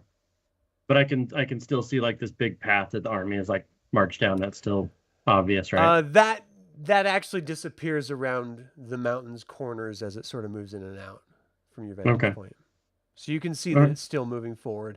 But if the Kender's right, then as that massive mark on the ground of the militia's movement disappears, that should be where they are. Okay. If the Kender's right. If the Kender's right. I'll come back down. Is there anything left up there? Like as I'm climbing down, do I see anything left by the guys who are hanging out on top of this thing to ambush us? I mean, just like, food. Nothing important. Yeah, nothing of any substance or anything. I mean, they were, sort of eating and waiting. Yeah. They had no idea who was coming, so they were just sort of positioned. So as I get back down to the bottom, like, well, it looks like you're right, Mom. There's the mountain curves and it keeps going up there. I don't see anybody. You're so eloquent. Are you mocking him? Yeah, and he feels it. There's just a reason I can understand birds. All right. So let's go get these guys or information. Let's go get information. Yeah. Do you guys remember what your mission here is? No, I kind of forgot. Yeah. What is your goal here? I wrote it down. To find out where they camped, where their campsite is, how many raiders are, who their leaders are, what's motivating the attack. I want to be clear that you guys watched one dragon spawn knock down your strongest, most brutal warrior, barbarian on your side in one-to-one combat. And the entire army, the militia, just marched off to the north. You are the only small group going after them. So just keep in mind, you're not meant to go in there swinging. Like, you're supposed to be gathering information, not like trying to kill everyone. Yeah. So are these the cultists that we did kill? They were like, clearly that was the rear guard. Right. But the plan earlier was to gather up all their stuff. So like Kithris is going to start like pulling robes or whatever is their stuff off and trying to like, no, well, this as is you too were big for you, climbing the Henry, mountain, I mean, is that what everyone else was doing? Like stripping these bodies naked? Oh yeah. Lehigh was. And judging them. All right. If it's not already done, when you get back, you can see that they've already finished that part. Just random naked How'd it go, bodies. son? It's we got to keep going. Oh, that's if right, they're going with Draconians, maybe we dress everybody up in cloaks, and I look like the other guys do. You are, you and look like you're a none of warrior them. like them. You have not seen one person that looks like you. What about the Draconian that we fought in town, or that Gunnar fought? Like, he that was a a Draconian. dragon spawn, and those are wildly different. Oh, okay. Like, not close at all. Like, the dragon spawn were sort of arcane twists of a human mixed with this dragon overlord magic and a dragon's egg and their blood. Okay. So it sort of looks like the difference between like Bizarro Superman and Superman. It's like a weird twisted version of an entity versus like the clean version. The whole time we were in First Superman. Ward. Well, the whole time we were in First Ward, everyone's like, "Why are you fighting with them? You should be fighting with us." So like, Kithris believes that even if he hasn't seen another one of him, like there should be other Draconians when they get to this force. Like there should be Draconians somewhere, and so he should be able to blend in. Is his thought process. That tracks. Okay. All right, so you guys strip the bodies. You move on, or you resting, or what's up? Could we find a place right here to get a short rest in? You could if you wanted to. You know that the army is marching, and they have to sleep sometime. If it's going to be dark, it's going to, they've got to be bedding down somewhere, right? Okay. So you guys gonna Hide wait in an these hour trees. for a short rest? Yeah, I think we should take a short rest and see if we can catch up under the cover of darkness. Okay. Go ahead and take your short rest. If you want to use any hit die, do it now. But this is 1 hour short rest unless you're going to take longer. And just so at this point, just a short rest. has hit. The sun has set across the plains, and it is now dark. As far as the moons go, Let me look at our alignment tracker. No, alignment tracker, moon tracker. It looks like just a tiny sliver of Lunitary, the red moon, and Solinary, the silver moon, is pretty invisible right now. So you just got this hint of red over everything, which adds an extra eerie atmosphere to the darkness.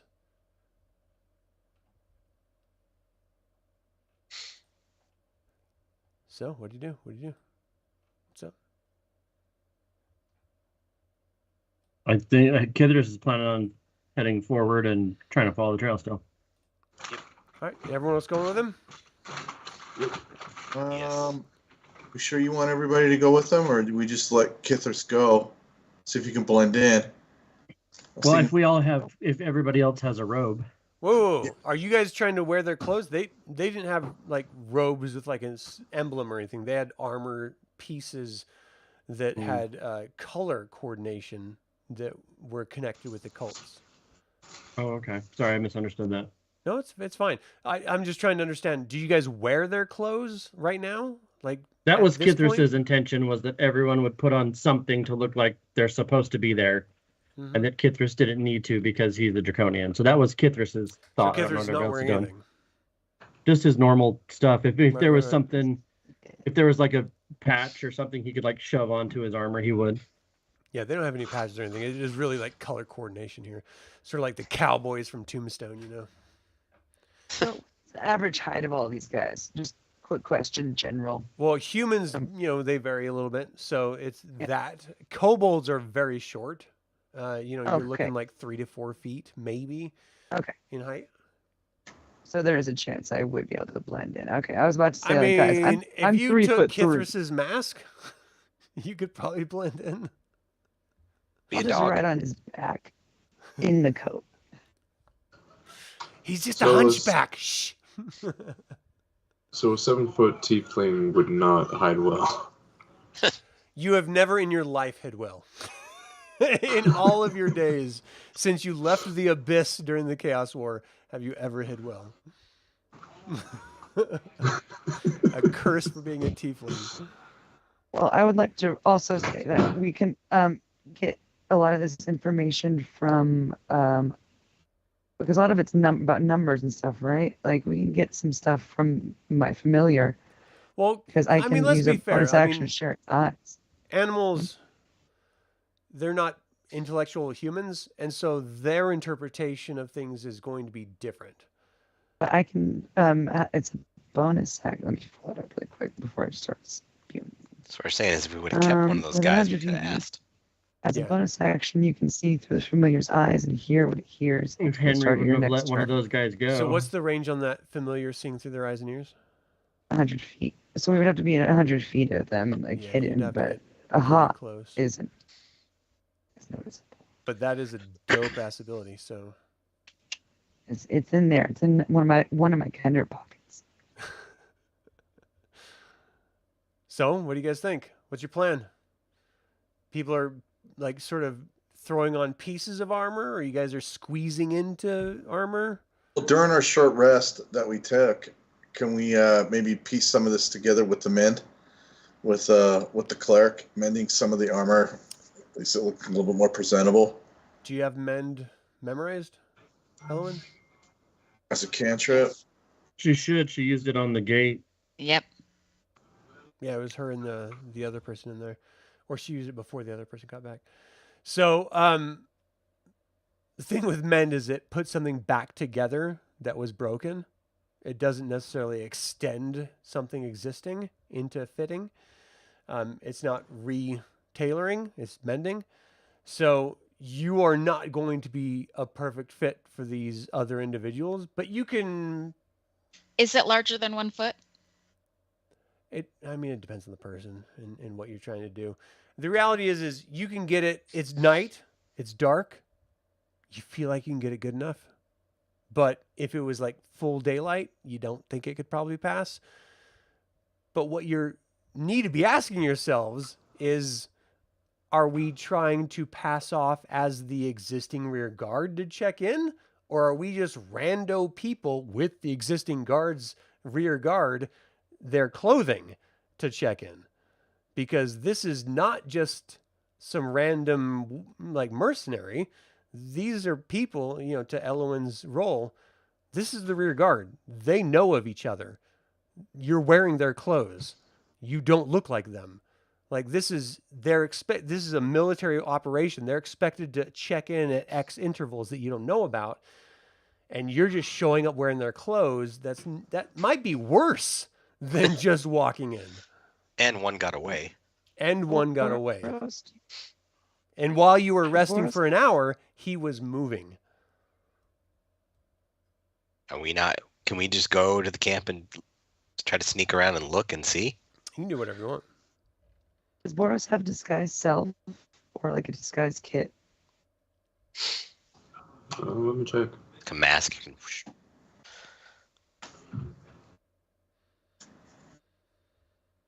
I don't have a disguise kit. And I mean, I can change my eye appearance with thaumaturgy. I was going to kill you, but you got green eyes. Well, I think at this point, you might be able to make a friend. I think at this point we still have to find the camp. So I think it's, we start to move forward and we can do some of this stuff while we're walking, I suppose. Yeah.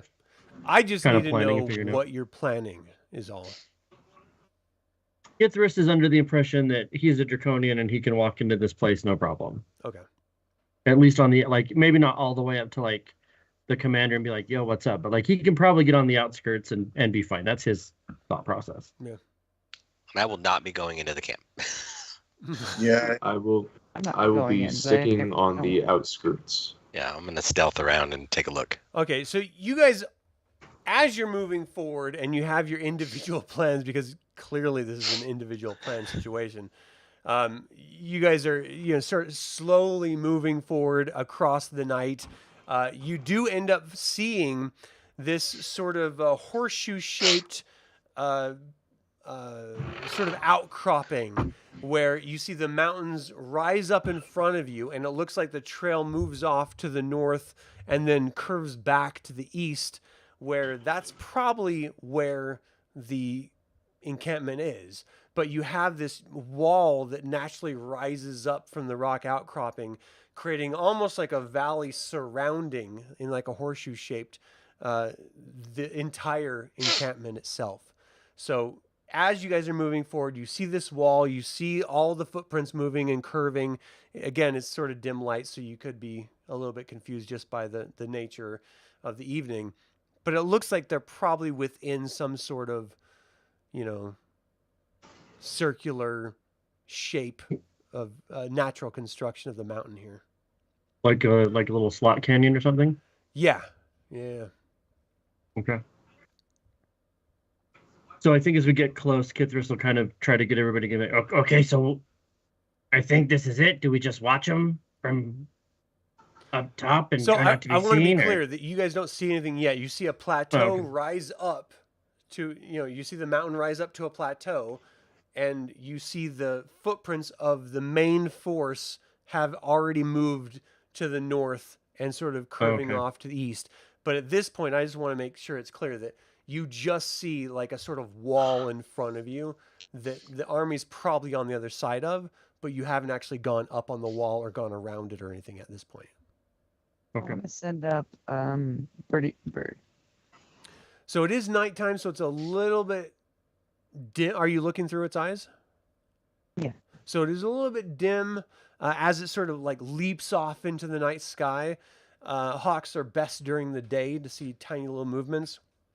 As it's soaring over this, you do see that it is literally a horseshoe shaped, and the opening is facing the west toward the east. And inside, it looks like the entire terrain raises up. And as the bird is sort of circling, you start to see arrows shooting up into the air at it. And it sort of like moves out of the way. It looks like there's two towers, one near the mouth and one near the top of the plateau of the actual, sort of horseshoe structure. You have no idea about numbers or anything as the bird sort of careens away, as it's clearly watched. Like this is an area that is this is clearly the military's like force. All right.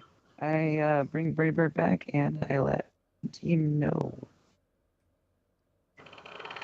So at least we can guarantee where they're at. Yeah, for sure. How do we get a message back to the governor guy? Well, this is only one part. We're there. Okay. They were supposed to bring back some artifacts too, or try to. Yeah. To be fair, he was, if it's possible, then bring back stuff, but he was more interested in, any like prisoners or like war details that they might be able to pass on to Knights of Solamnia or something like that. Like he didn't think that you guys could take on an entire militia, and he was just trying to get you guys to do fact-finding missions. We have a gunner. That's true. That's true. I was thinking we have a Henry, and you should sneak in there, and I'll wait for you here. I thought you could just walk in. Give you one job. How about this? I thought you could keep Gunnar from taking my kill, and then you did it, so I'm pretty sure this is a Henry job. I'm rebranding this. Yeah, this is how you offer penance to me, Henry. You walk in, and I'll sneak around. You distract him. Do the that truffle plan shuffle. sucks. Mom will say no. I'm good to go take a look around and see what I can see. I mean, it's nice. That guard tower seems pretty nice. So she told you that there was a guard tower on the far west side, which is the only open entrance, and then up on the raised plateau eastern side, there was another guard tower. And that was the guard tower that was shooting at the bird. That's the one that scares me. Does it seem like there's a reasonable way to like go around the outside and get up above this to look down in? You could totally climb on the plateau, yeah. Well, so maybe we get up top and we look down and we can see how many people there are. We can see if we find that monk guy. I mean, Gunnar, give me a... Is it Gunnar or Gunnar? Gunther? Gunther. I'm sorry. Gunnar. Give me an insight check, please. Insight. Oh, come on. 8. Yeah. Take it back. Can All right. What are you guys going to do? climb up. If anyone else wants to roll anything, I'll put guidance on it. Yeah, I think we. You just call it out beforehand is all. I think. Yeah, I think we'll go up the side and try to peek down in. All right. So, I mean, it's going to take you, 20, 30 minutes to climb up the side of this plateau. And as you get to the top of it, you start to sort of, I assume you're belly crawling, you're not standing up and making a spectacle. You know what? I'm not going to assume. I'm going to ask you guys for a sneak roll. Give me a You stealth. just talked yourself into that, and I'm so upset. Yeah. I was like, I'm going to let them fail. 11. Nice. 8. Nice. 8 19. is not nice. I take that back. 15. How is Henry thief! rolling 8? I rolled a 1. Okay. So you squealed Can like Can I a give him piggy my? when Can you I stepped give on him my board. heroic inspiration? If this is what you want to use it on. Yeah, I would rather not fight an entire army, You should or do at it. least a battalion. You mean for Henry or for you? 'Cause you can't- Henry? Like you can't do that on the spot for him. You can like pass it off like when you're not in the moment. But in like, I'm going to gift you my heroic inspiration as we're sort of walking and talking. But just because he rolled bad, I'm not going to like allow you to throw it at him and be like, oh no, use mine. That's too much. Heroic inspiration Okay. as a function is wholeheartedly BS. But I'm rolling with it because it's like this new version. So like we got to put some sort of like stank on it. You know what I mean? Like if Okay. you roll bad, then you can roll it, no problem. But if someone else does it, let's have a little foresight with that. Sort of with the spell casting of, a concentration spell to give them inspiration. So I have luck. Can I use? I have 2 luck points where I can have advantage. Can I select that now so I can roll again? Absolutely. We will do that. 11. All right. Well, it's not 8. Not 8. So let's see. Gunnar got 8. No, that was his insight. Gunnar didn't roll one yet. I'm sorry. We're missing Gunnar and 2 minutes ago. 1 Boros. minute ago. So Gunnar and Boro. Give me stealth, please. Nat 20. Wow. 6. 6. Right.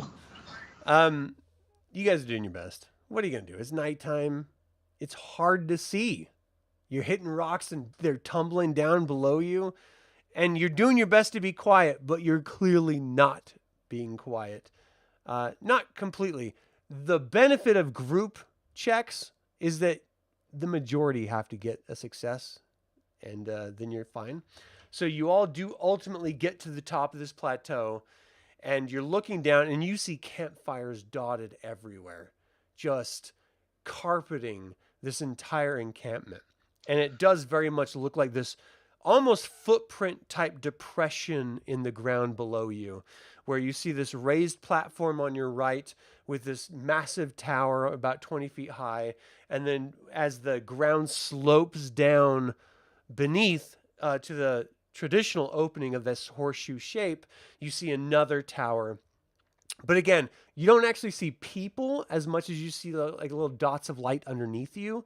You're, about like 50 feet above the closest plateau, which would be on the far east side with that tower to get down to its level. But it's a pretty steep drop off below you. You're pretty sure no one can see you at this point in the day.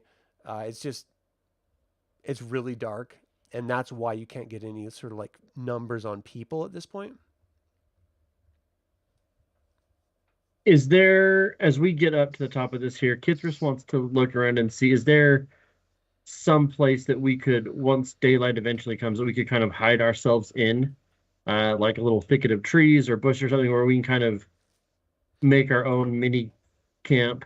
So if you look at And the kind of map hide. right now, and you see this lower left-hand side, and it has this sort of like pull-away map. Where's the little pointer? Here it is. Down here? So you guys are... No, I'm actually like the lower left. This is even more pulled away okay. than on okay. the actual map itself.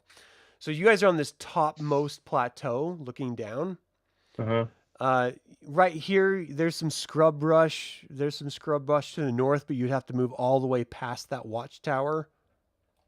Yeah. That's the X right here, in order to get to it. So if you wanted to try to do like a long rest here or wait for sun up or anything, this would probably be the best choice. Yeah, Kithris is just looking at this, like, going forward, because, like, if we're here to observe and gather information, like, we need a safe-ish place to do that from. Right. So Kithris is trying to find, like, where can we, like, hide ourselves and still gather information. So that's so he would pitch to the group, let's go over here and we can, I don't know, lay down, take shifts, but I can't see anything. Let me devil's advocate you. Again, this is DM just shit stirring. Would the nighttime be the best time to get in? I mean, I can sneak in, but I keep rolling 1, so. They can just push you over the edge. You'll get in. You may not live, but you'll get in. Well, if I think we still need a place that we can kind of hole up. Would we, if we were over in this area here, which I assume on the closer map, it would be kind of in these bushes down here in the bottom. Is what this is, correct? I'm trying to move the map. Yeah. Okay. So if we were here, like, is there a place where we could anchor? Like, we have rope. I think I have 2 50-foot lengths of rope. Could we anchor rope here and have a place to drop down? Is there anything like immediately that we can see right underneath here? So like, if we're going to sneak in, we can do it. Okay. So that's what kids would picture. Like we can sleep in the trees, and we can tie some rope, and we can send Henry down the rope. There are 100% places you can tie off ropes to hang down the edge. Yep, that's Henry. That's Kithris's pitch is that if we're gonna do this, let's not try to sneak past anything. Let's just try to get it back. You said you climbed and stole the weapons. Like you apparently like climbing's your deal now. So Prove just do it. Yeah, well, I want to see it. I want to We see all it. need to sleep. I want to see me Everyone die. sounds very upset right now. I think we all need to sleep. It's because everybody keeps telling me I'm not the warrior, that Gunnar's the warrior, and that's crap.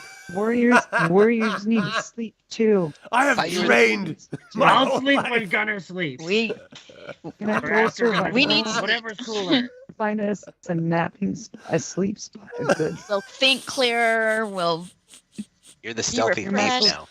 Your muscles heal. That's yes. hilarious. All right, let's rest. Long rest. You're going to do And 8 wait, hours? Hold on. Hold on. You can do a Yeah. full day? We're gonna find somewhere nice Well, first. But I can always sneak. I don't need to rest, so I can always sneak down if Dirty while 20 to find a place. some other to people are sleep. resting. You definitely find somewhere to sleep up there. A nice little yeah, cove. There's pine needles everywhere. A nice little bed. If you want to do a raised bed, there's enough foliage around. You see like a feather pillow out of nowhere. And you're like, what? When did I find that? Somebody should put that in their inventory. It's in the Kenders. It's already in the lost. Kender's inventory. It's already What? there. As soon as she saw it, it was in her inventory. But yeah, if Henry was willing to climb down like Kithris has two 50-foot ropes, then I would tie something off and let him slide down the rope and see what he can find. And like if there's something that we can do with it, then that gives us a point to get in and out of that's not trying to walk through directly everyone. Henry, what do you think? All right, I'm down to give it a shot. You guys just better get me out of there really fast when I roll a 1. Who's tying that knot? I'm just I kidding. guess So you tie the knot around the tree. I have a Henry. +5 survival. Oh, nice. Okay, I thought you were gonna make us roll I was for gonna it. say I've No, got no, a no. +4 to sleight of hand. No. We can tie this off. Henry like leaps off, sort of like rappel style, military style, just zzzz, like sort of bounces once and then gets to the bottom. You're looking around and you don't see anything with your human dark sight. Like you're just like, this is black. Damn it. Wait, do I? Yeah, that's true. I have crap vision, don't I? Well, you're a human. I mean, you can see there's a couple like dots of light from campfires that are partially hidden by tents and stuff, but that's in the distance. Like you are just like surrounded in darkness right now. I guess I'll push further in. Where? Wherever there's a camp close to a fire, just so I can try to get near wherever there's some glow and try to see what I Right. can see. So the closest glow is right around this area. Yeah, let's do that. So as you sneak in, Stealth. give me a stealth check, please. Oh my hell. 16? So you're moving slowly in. Everyone up there at the top of the cliff is like fluffing pine needle pillows and giggling about, I don't know, whatever they giggle about. And you're like in the shit right now. You're like in the enemy's encampment, alone, isolated. And you're starting to think, what if I just join these people? Like, they could use my skills. And my friends, are they friends? They keep sending me into like wildly dangerous places for no reason. And I'm the one doing all the dangerous stuff. They're sitting up there fluffing pillows that the Kender just happens to have conveniently when we would have needed it before in the castle. And now she has it. Like, I would like to have like not laid my head down on stone, but no, I have to lay my head down on stone and then climb into a damn cultist, campfire. As you're slowly creeping up, you can see there's actually human cultists talking and laughing with each other jovially. It doesn't seem like a encampment like alert and on guard. This very much seems like they feel comfortable in their protective space and they're just having fun and just talking with each other. I mean, they're tired and weary from the duties and stuff, but this is like any military encampment you ever run into. How many do I see or near the fire that I'm closest In to. this particular encampment, as you're how long are you going to stand there watching? 30 seconds. All right. In 30 seconds, you can have probably 10. All right. And do I see additional fires or smoke from fires? So I can kind of try to estimate, like, hey, there's 10 here. There's 10 different tough fires. The further away it gets. Let me look at distance here. I mean, from where you are, it's really hard to see any sort of light just with the other obstruction of the natural boulders and trees and tents sort of in the way. I mean, they are pretty sparsed apart. Yeah, I don't think I could just walk up and hang out with them. Or could you? I don't want to die.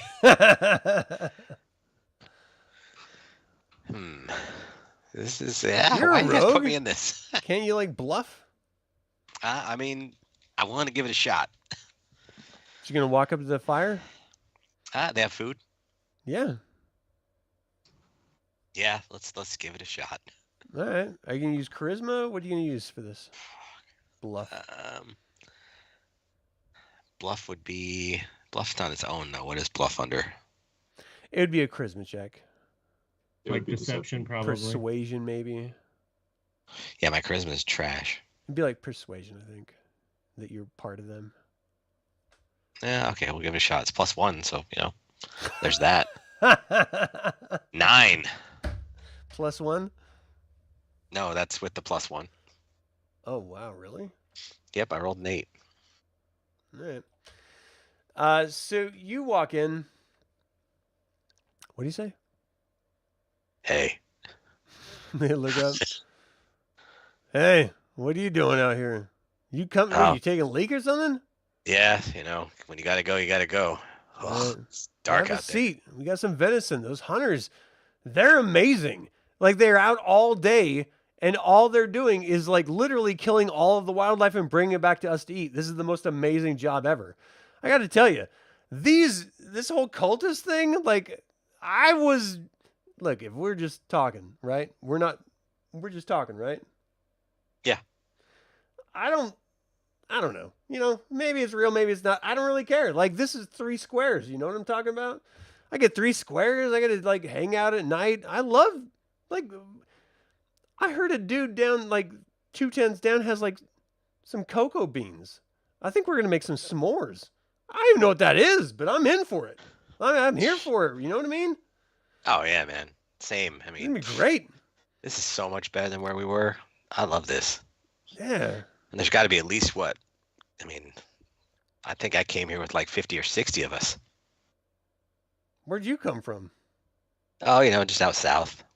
Oh, First Ward. Yeah. Yeah, that's fair. How was that, by the way? I've been here the whole time. Oh, dude, it was awesome. Dragon came and just wrecked it. It was so bad. The dragon came out. Ah! Yeah, I wish I would have seen that. Did you see don't like think- fried bodies? Was it like Oh. crispy? Everywhere, running and screaming and hiding. It was That's awesome. insane. Oh my gosh, I wish I would have seen that. That's amazing. I heard Kayonrath like did a one-on-one versus some crazy barbarian human. Yeah, that guy was weak. I think he cried like a little girl. Why'd they even bother? You're attacking girls. That's pathetic. Those dragon Yeah. spawns, you can't really trust them. I'm just saying, Yeah. like it is what it is, but I'm just saying, one-on-one, I don't know if I trust them enough. Yeah, In well, any I mean, case. it was. I think we got enough for the Dark Queen, right? Oh yeah, I'm pretty sure. What are we looking at? I don't know. I mean, it's whatever's in that damn cave, I assume is enough. Like, they pulled out of First Ward, right? Like, that's why you're here. Oh yeah, but I haven't been here in a while. I was it's falling been behind. falling behind. Were you part of the rear guard? Yeah. Oh, really? You check in Sorry. already? They were waiting Yeah. for you guys. Oh, earlier we checked in. Okay. Yeah, me and the priest. I think it's like an hour past. You guys are probably going to get some shit for that. Just putting it out there. Oh, it's all right. They're understanding here. Right. Right. He's sort of like pats you, like shoves you on the back a little bit. Like, ah. I'm gonna hand him another drink to try to loosen him up a little more. Thanks, man. Yeah. Cheers. Look, at some point, I'm sort of on duty for telling the prisoners that they got to do shit duty, like literally pick up like animal shit from our horses, and those crazy lizard dogs that they have up at the main tent. If you're giving me more drinks, I assume that means you're gonna want to wake up early and tell them to do it. Sure, why not? I got no problems with that. You don't mind? No. You sure? Yeah, buddy. I got Bro! Ah, drink with me, man. Come on. Cheers. So I'm pretending. Yeah, no, they're in for it, man. They're like here to like just relax. This is their downtime, and they're like down. So, and this is where I'm between you and me, because I'm in the rear guard. What's going on with the cave? I'm out of the loop. ow, it's like a secret, but it's not really a secret. That's where they're stowing all the treasure that you guys brought back. I don't know why it's like a big like, but Yeah, who cares? I mean, they're all dead anyway. well, I mean, Whatever. First word like F them, but Yeah. I mean, the cult is doing it for their queen, their dragon queen. But again, between you and me, she's been dead 20 years. I don't see her coming back. So I'm wondering if we get a taste. You know what I mean? Like we're collecting all this stuff. We're guarding all this treasure. Like if she don't show up, do we get a taste? Do we get our beak wet? I hope so. I mean, wondering it's the only same thing. fair. And let's say she does come back. Let's say that's a reality, which come on. But let's just pretend. What if we just took some early? We just kept a little bit back. Like she's not gonna. If she got like I don't know, 3,000 steel versus 3,500 steel, is she really gonna care? Like, Probably not. what if we just keep a little? I mean, you got any on you right now? You want to go take a look? I mean, Have a couple more drinks? I don't. I wasn't in first ward, but like if you got a little extra, maybe we just Ah. don't turn it in. Oh, yeah? These dwarven spirits are dope, man. Like, I talk a lot of shit about the dwarves. And let's be fair, they're mushroom smelling pieces of shit. But, whatever it is, I'm just saying, they make a dope ass drink, right? Yeah. Cheers, man. I don't know. I heard some rumors about some guys that had some of that treasure and they were trying to buy everyone off. I've been thinking about it. I mean, if the What? queen's not even real, What? what are we? I mean, you never know. I mean, Wait, might be more. you heard that? Yeah, I heard some rumors about it. I mean, I don't know where they're at, but I heard there's some folks out there that were, trying to recruit others, and they had some of that Oh, treasure. that's some shit. Look, man, look. Because we're close now. Like straight up. You hear that Word. shit? You come to me. I have your back. I want in. Like, this is all bullshit to me. Like, if I'm being honest. The whole thing is just a bunch of made up bullshit. But they're weirdo cultists and they want treasure. But if there's people like willing to wheel and deal, I want in. Like if you can get me in, I want in. I want a seat at the table. Yeah, I've heard. Let me. I got some people to talk to. Oh, Holmes, that would be dope. What's your name again, by the way? Henry. Henry. Oh, Henry. I knew that. What I was feel like yours? I've known you for a long time, man. This is great. Let's have Maybe. another drink. All right. Anything else? No, I think we're good. I'm hoping he's gonna pass out soon. I'm trying to get him. Okay, so you're like feeding him. For everyone resting up top, or are you just hanging? Yeah, well, he did when we were asleep, right? Well, I mean, he left when you guys were, fluffing your pillow. Where you said you were going? He's been Just gone left? for a while. Yeah. I mean, he told you guys what he was doing. It was Kithris that put him up to it. Kithris is like sitting shamed at the him. top. Yeah, Kithris is sitting at the top of the thing next to No, the I rope, have just no like interest. trying to watch as much as he can, and like he's like, "What an idiot! Who rappels down a mountain like that? What a butthead!" And he's just What a berating him. It's like- butthead. not that he can hear anything, but he's just so Kithris is trying to watch, but I'm assuming at this point, even with my dark vision, it only goes out to like 60, so he Yeah, lost you him. can't see anything. Yeah, he's just kind of waiting either for someone to yell, someone to die, or him to come back, I guess. So my question is that cave guarded? You can't tell from here. I mean, you'd have to get closer. Yeah. Well, might as well try to get a little closer. All right, so you sort of break it off with the night with that dude. He's just sort of like swaying, eyes not focused. Not that you could tell at this point because it's dark. He's like, yes, it's fine, man. No. And you just slink off. Yep. Give me stealth. Oh, please, Lord. 26. Which Lord? And we have like 21 gods here. Mishakal.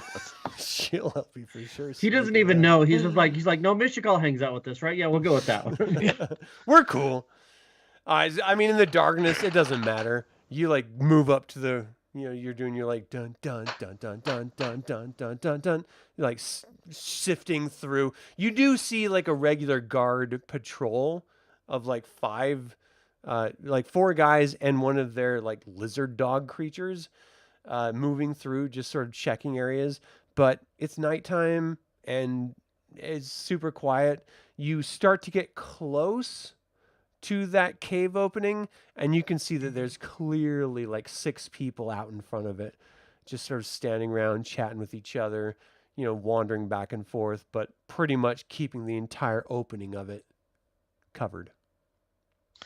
Yeah, I don't think I could bluff my way through that one. All right, I'm gonna head back. Or could you? Oh God, don't! Why you goad me into stuff?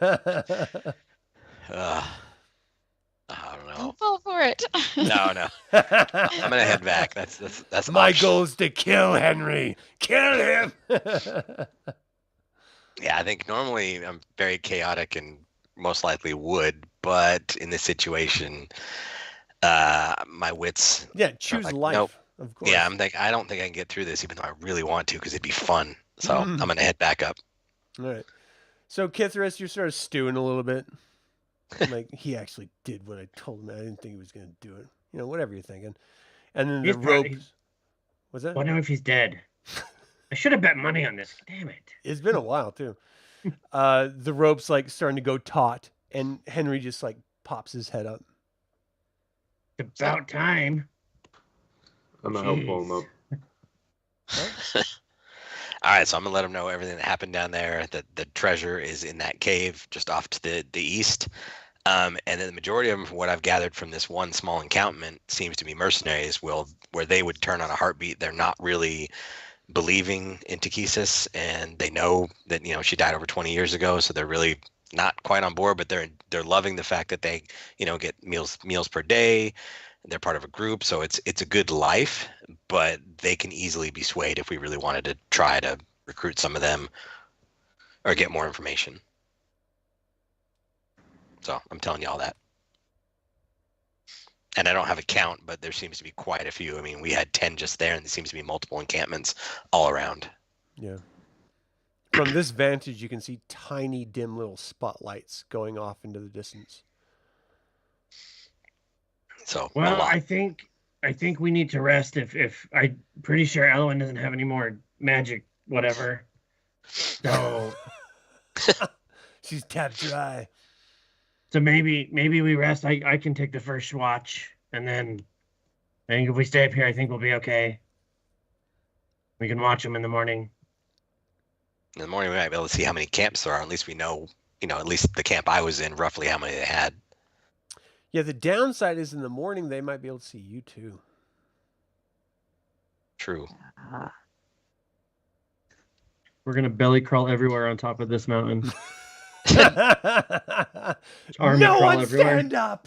So I want to ask. Except for Lehigh. Lehigh could probably walk around and be fine. I'm good. Shaming your height. That's a height joke. I'm short. I'm 3'3". I want to ask the group, just putting it out there, what they think about waiting until the next night. A Do we full risk day? them leave? They might leave. I'm just putting it out there, dialogue. I think we should Just get stalk a 'em. long rest in, and then let's see what the morning brings. Sounds good. Okay, I'll take first watch. All right, who's taking second? Second. Who's taking third? I'll take third. All right. First watch goes fine. Second watch goes fine. Oh shit! Who took third? No, I'm just kidding. It was me. You guys have a good night. No one seems to bother you. You wake up. Let me move the moons because we are on a new day. It's a beautiful day. And the moons move one more spot. All right. That's scary. Oh, If you're a wizard, it's great. Scary song. Oh, yeah. All right, so what's up? Morning comes out, twittering birds. You hear this sort of rousing of the encampment below you, shouting sergeants telling their subordinates to go do tasks.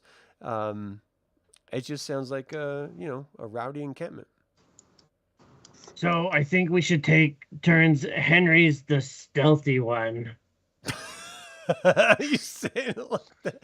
He's proven himself over and over again. Thanks, Sam. Appreciate it.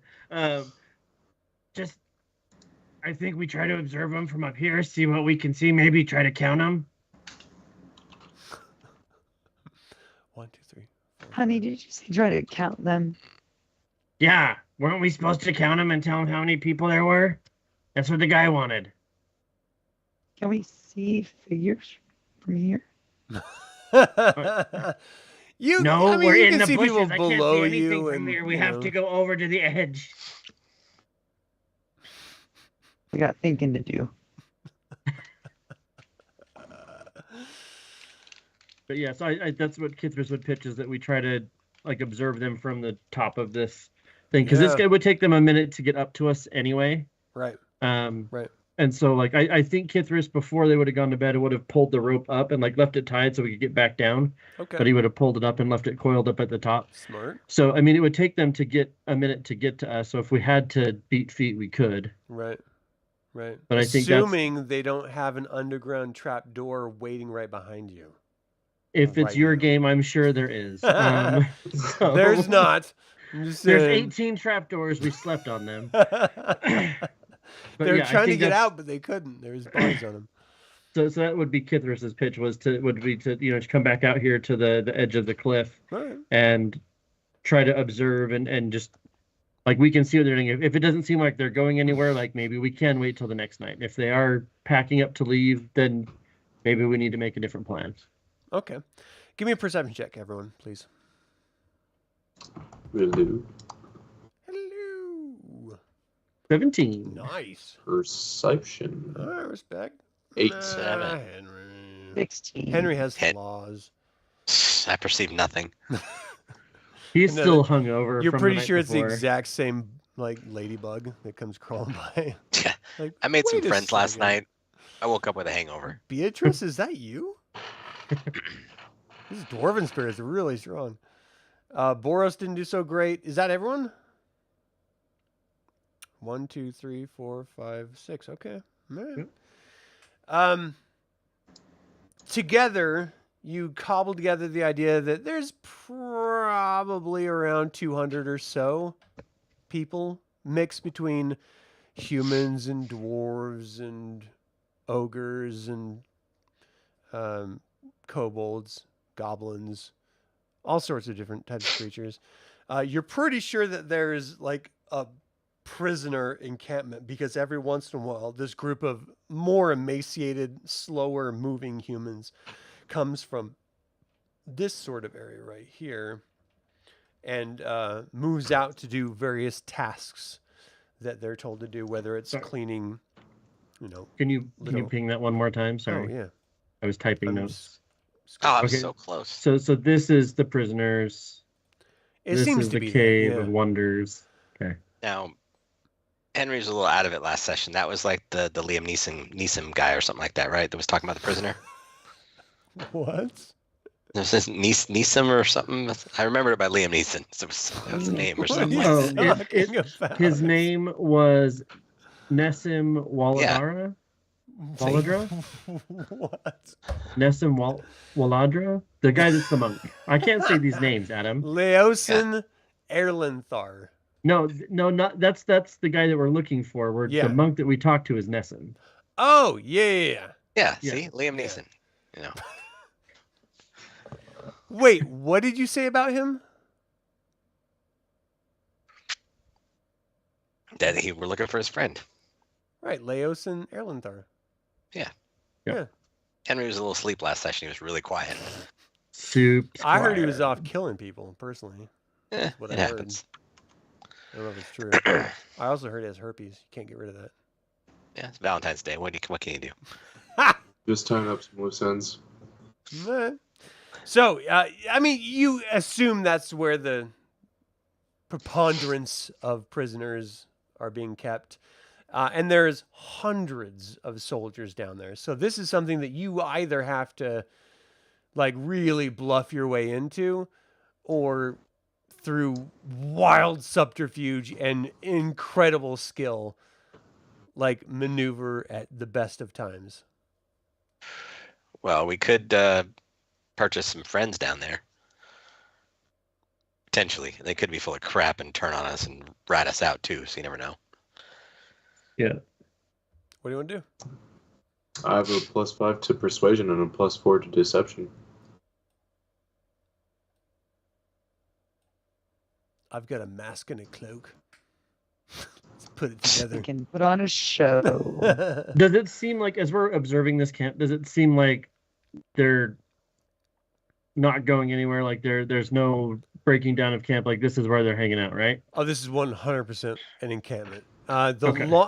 I mean, do you go past noon? Do you wait? Yeah, I think we're kind of waiting to see like what are they doing, and Elowyn had wanted to potentially wait till like She's waiting hours and hours. yeah. I think we're trying to, if we're here to gather information, then yeah, I think we're sitting here and trying to maybe take, like, I think at least Kithris would be like, okay, where, are there patrols? Where are they headed? What's their, trying to kind of figure out how they move, and are we really in a safe spot, or do we need to So move? who is moving from this spot, and where are you going to go to observe? Because this is a large space, and I need to know who is where to tell you what you see. Does anyone have anything they could distract people with, like cast something to so draw much. people's attention? We have so many distractions. Not I just have ball a bearings. spell that I have a spell that's good at doing a lot of things. Kithris like, would be right He there. can change his eyes. Like fire play, invisible hand, I can hang out phantom with my- sounds, harmless tremors. Try to get my drunk friends to help me get the prisoner out, but we need some sort of distraction or something. I don't know. I'm just So I think initially, at least for the first couple hours, Kithris is just kind of hanging out here at the edge, laying on his belly. Yeah, from where you are, you can see that the ground slopes down in front of you as it goes further west, sort of northwest. And it gets harder and harder to see how many people and what's going on Okay. and stuff. But from where you are, you're pretty sure this seems like it's clearly a command tent. There is Okay, always a guard posted here. When they change out, they don't leave until the other person is there. They have animals with them, like those Drake dogs that you guys encountered once in First Ward. And they are very persistent. Like anyone that comes close, they almost sick the dogs on them immediately. Okay. So So it's if I'm almost getting this right- more like serious than this cave back here. Yeah. So the whole thing kind of slopes further down in yes. this direction. Here's where we see prisoners coming from. Yes. Here's where we see that Henry said he was, command tent and stuff. So I think Kithris is sitting there just kind of trying to appreciate all that, and he would share that with the group, that like And remember, there's You a know, tower. there's right a here. guard tower. Yeah. And I'm sure he could see that from where he's Yeah. chilling. I mean, it almost is eye level with you. Okay. So yeah, I think he's at some point, maybe around noonish, like he would try to pull everyone back together and be like, and share this information. Be like, do we want someone to try to go around? Maybe we go around to the west and see if we can see what's kind of at the other end. It's a long ways away. Well, if they're not moving, all we have is time. Yeah, those dogs they got a CR rating. Not floating above their heads, they don't. Does it feel like I could turn? Does it feel a quarter-ish for the druid? Does it feel like about a quarter or less? No, they're like lizard dogs. You guys like ran across them before. They're definitely not like super low level things. Do we want to go check out closer to? So, did you already take a look at where they're holding the prisoner? Get a good lay of the land. Kithris is staying here, so Kithris is just pitching like, okay, maybe we break off into groups of 2 or 3, and somebody goes east, somebody goes west, and we meet back up here at dinner time. Just try and stay away from the edge, don't get seen, and see what else we can find out. Well, that guard tower on the east shot down the bird, so I'd be careful on the east. Okay, so don't go to the east. You can go to the west, little boy. Hey, I went down there. You can take Gunnar with you, okay? You were just gonna walk in. I love how Kithris has like grudge against Henry for no reason. Yeah, I thought Kithris was gonna walk in and be like, "What's up, guys?" You know what? No, never mind. Mom said no. Kithris and Henry are a group now. No, you are responsible for each other. Mom said. Yes. Is Mom gonna tie us together and make us Get hold hands? along. Hold hands! I don't want to wear the friend sweater again. Well, this time, I don't even know what that is. Brothers, lies. You haven't seen that? Enjoy your friend. It's a sweater big enough for 2, so that you have to stay together. Okay. I am going with Boros. We're gonna have fun. You guys can argue. All right. Well, Kithris and I are going to the west.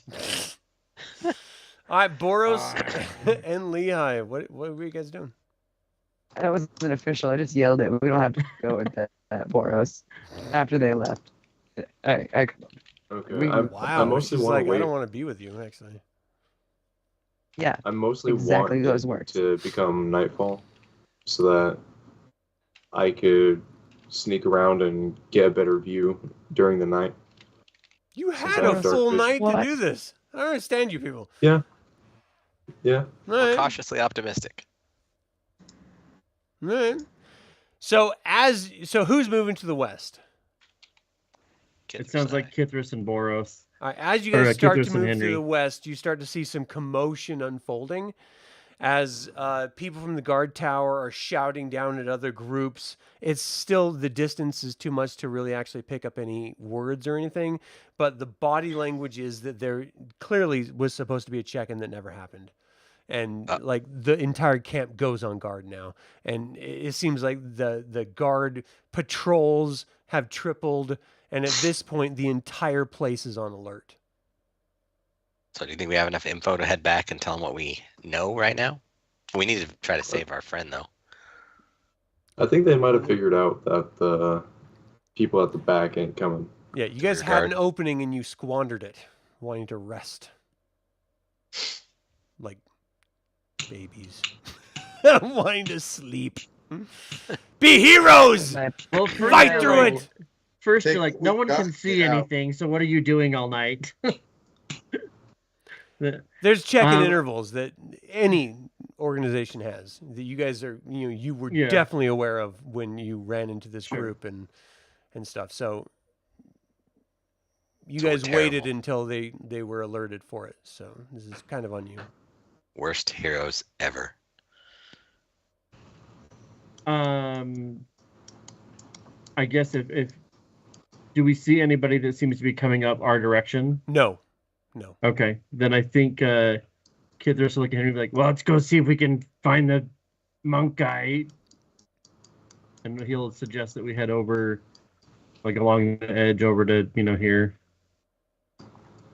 If this is where the prisoners are being held. Unless someone else has an idea. Like, no one else is speaking up, guys. No, So we're gonna wait till they're on high alert to Use try your to sneak in. words. Okay, so they went to the west. Yeah. You said. Yeah. Okay, towards the cave area ish. Like, can somebody ping where the final destination of my son and his friend will be? At what point, though? Whenever they get to where they want to be. Probably Like, right over where- here. So, Okay. I mean, we're talking about like different space-time things here. So, are you talking about like you guys have like spent the day watching, you saw the Okay. alert guard going on, and then that's when Kithris is like, "Hey, we should probably like go rescue that monk Okay. at this point now that everyone's on alert." Let me be more clear. I need 2 points then. Will somebody ping our location? So, you guys are right here originally where you slept. And they're heading west. Yeah. Okay. I think the rest of us can just head north and then west and drop people as we need if we see like spots that might need observing, because they're going that way. Yeah. We can just go the other way.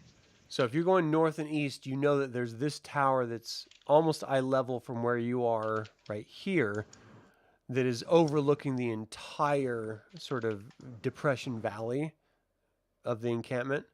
So the closer you get to it, the more you're going to have a chance of being spotted right here. So how close are We you willing to be? definitely need to take out whoever's in there, because if he's gone, they don't really have any eyes. So tell me where you're going to be, and I need a stealth check if you're going to try to be stealthy. I'm going to turn to a wolf. Okay. I'm going to get as close to the tower as possible without being spotted. Okay, so it's going to take you, well over an hour to sneak over there. So I'm going to need a couple of stealth checks. Let's do the wolf first. You have like an inherent +5 bonus just for being a wild animal. And not like a Kender bouncing around. A 9. Stealth. Me? No, that was Boros. Oh.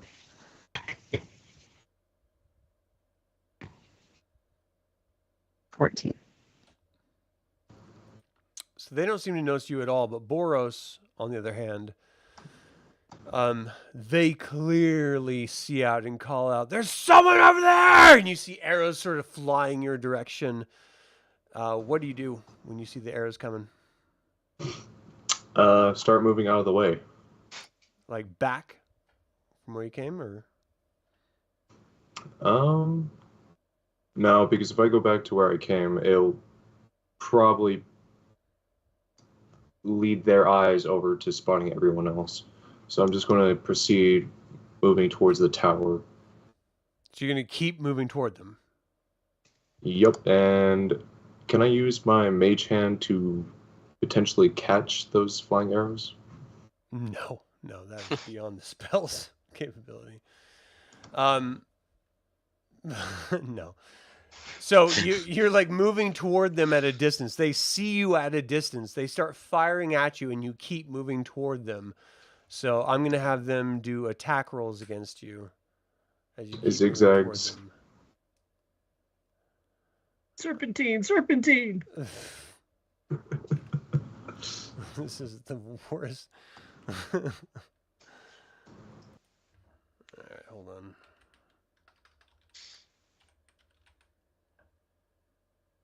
Until I could get within 60 feet of them, I can't really do anything. You're not going to get within 60 feet of them.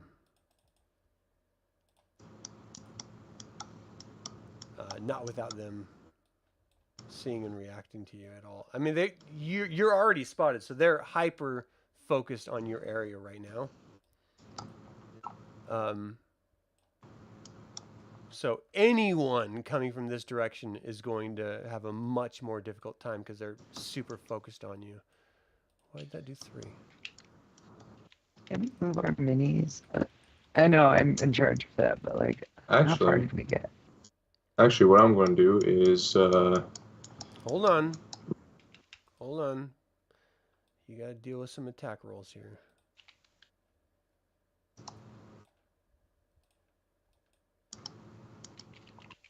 All right, how do I add these guys to the encounter?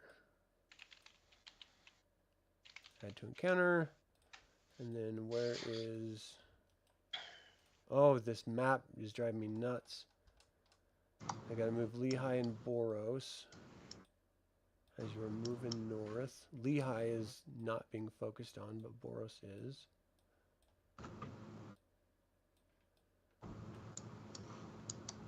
Where are they? All right, that's about good enough for when they start firing, which is ridiculous distance. So you're not worried about this distance right now, but you should be worried that they clearly spot you at this point. Like even at 200 feet, they like straight up see you. I'm gonna make my way over to the tree line over here, or where the trees are over here, so that all their attention is focused on over here, the complete opposite side of the location. Okay, so as you get, the closest you'll be is like 160 feet. So I'm just going to do an average here. Oh, it like froze. I clicked buttons too fast, it froze. What happened? I just rolled 2 ones in a row.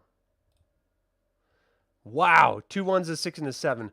So as you're moving, they clearly see you, and they're throwing their arrows are just flying through the air, coming at you. And you're doing your best to stay out of their way, and you are clearly staying out of their way as you get within that tree line.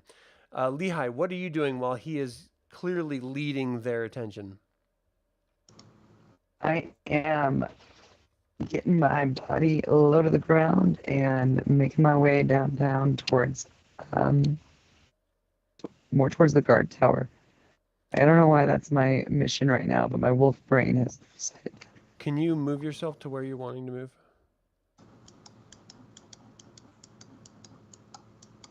I hear a whole bunch of clicks.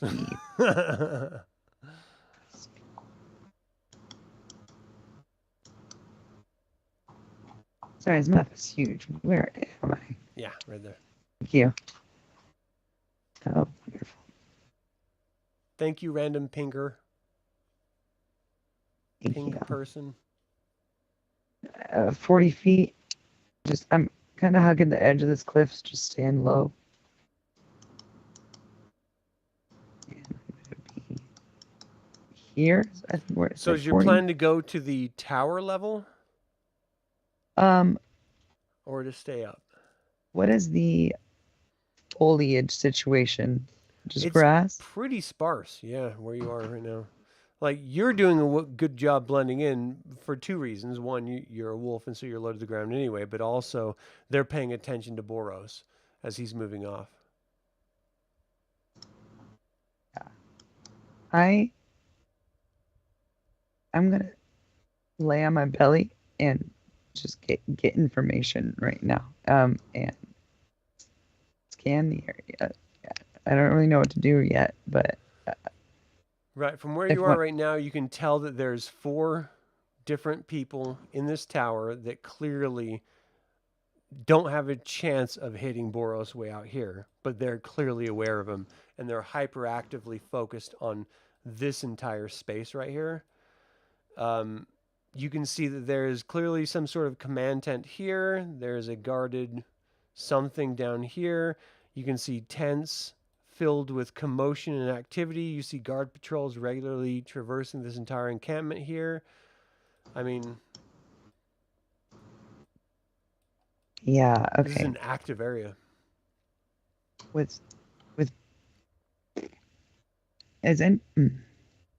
Boros, what's the sitch? Oh, he's way beyond. Oh, you guys can't talk to each other. He's way right. I'm gone. I'm distracting them. I'm just playing bagpipes and dancing in front of them just to taunt them. You know what? I'm going to go with my gut and keep moving on down this way and just try to get under this tower and the closer to my enemy, they can't see directly below Are you them. trying to be stealthy? As hell. Give me a stealth check, please.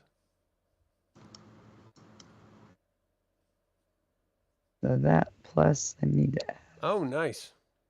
Oh, I think that's a dirty 20. Yeah, dirty 20. I see a 16. Plus 4 for being a wolf. Oh, okay. Yeah. So you easily move down the dirt and the rocks to this, sort of the platform that the tower is on. They're clearly not paying attention to you as you sort of slink across that space. It takes you a couple of minutes, but you can get to the base of that tower in this early morning light without any problem at all. And you can see that it's this sort of wooden tower that's about 20 feet tall-ish, and there's a handful of people up there at the top of it. There's a ladder going up to it, and they seem pretty alert. I mean, they're definitely, paying attention to what's going on. They're talking about getting the rando crazy person that's playing music and stuff, and then you actually see them blow a horn, and you can hear the horn blare out across below, and you see a force start to swarm, and commanders start to calling out to their forces. Clearly, Boros is going to have some shit coming at him very soon. We take this opportunity to, I'm assuming everyone's going to head out so we can go down and get the prisoner. I don't know about that. Let's stop the game for now. This is where we'll end the session. Boros has put himself out there, but will it pay off? Or will he face the brunt of these cult and their dragon spawn like Gunnar experienced? We'll find out next time. Thank you all so much for tuning in to this actual play of Dungeons & Dragons 2024 heavily customized Tyranny of Dragons live play. I'd like to thank our players, of course, for joining me and making this a wildly entertaining session. Let me move over to the players. There you go. You can see all their pretty faces. What do you think of the adventure thus far? Feel free to email me at info@dealsaga.com or leave a comment below. I would like to take a moment and remind you to subscribe to this YouTube channel, ring the bell to get notified about upcoming videos, and click the like button. This all goes to help other Dragonlance fans learn about this channel and its content. This channel is all about celebrating the wonderful world of the Dragonlance Saga. Thank you so much for joining in that celebration. So, for everyone here, my name is Adam Campbell for Dragonlance Saga. Until next time, Slanjava.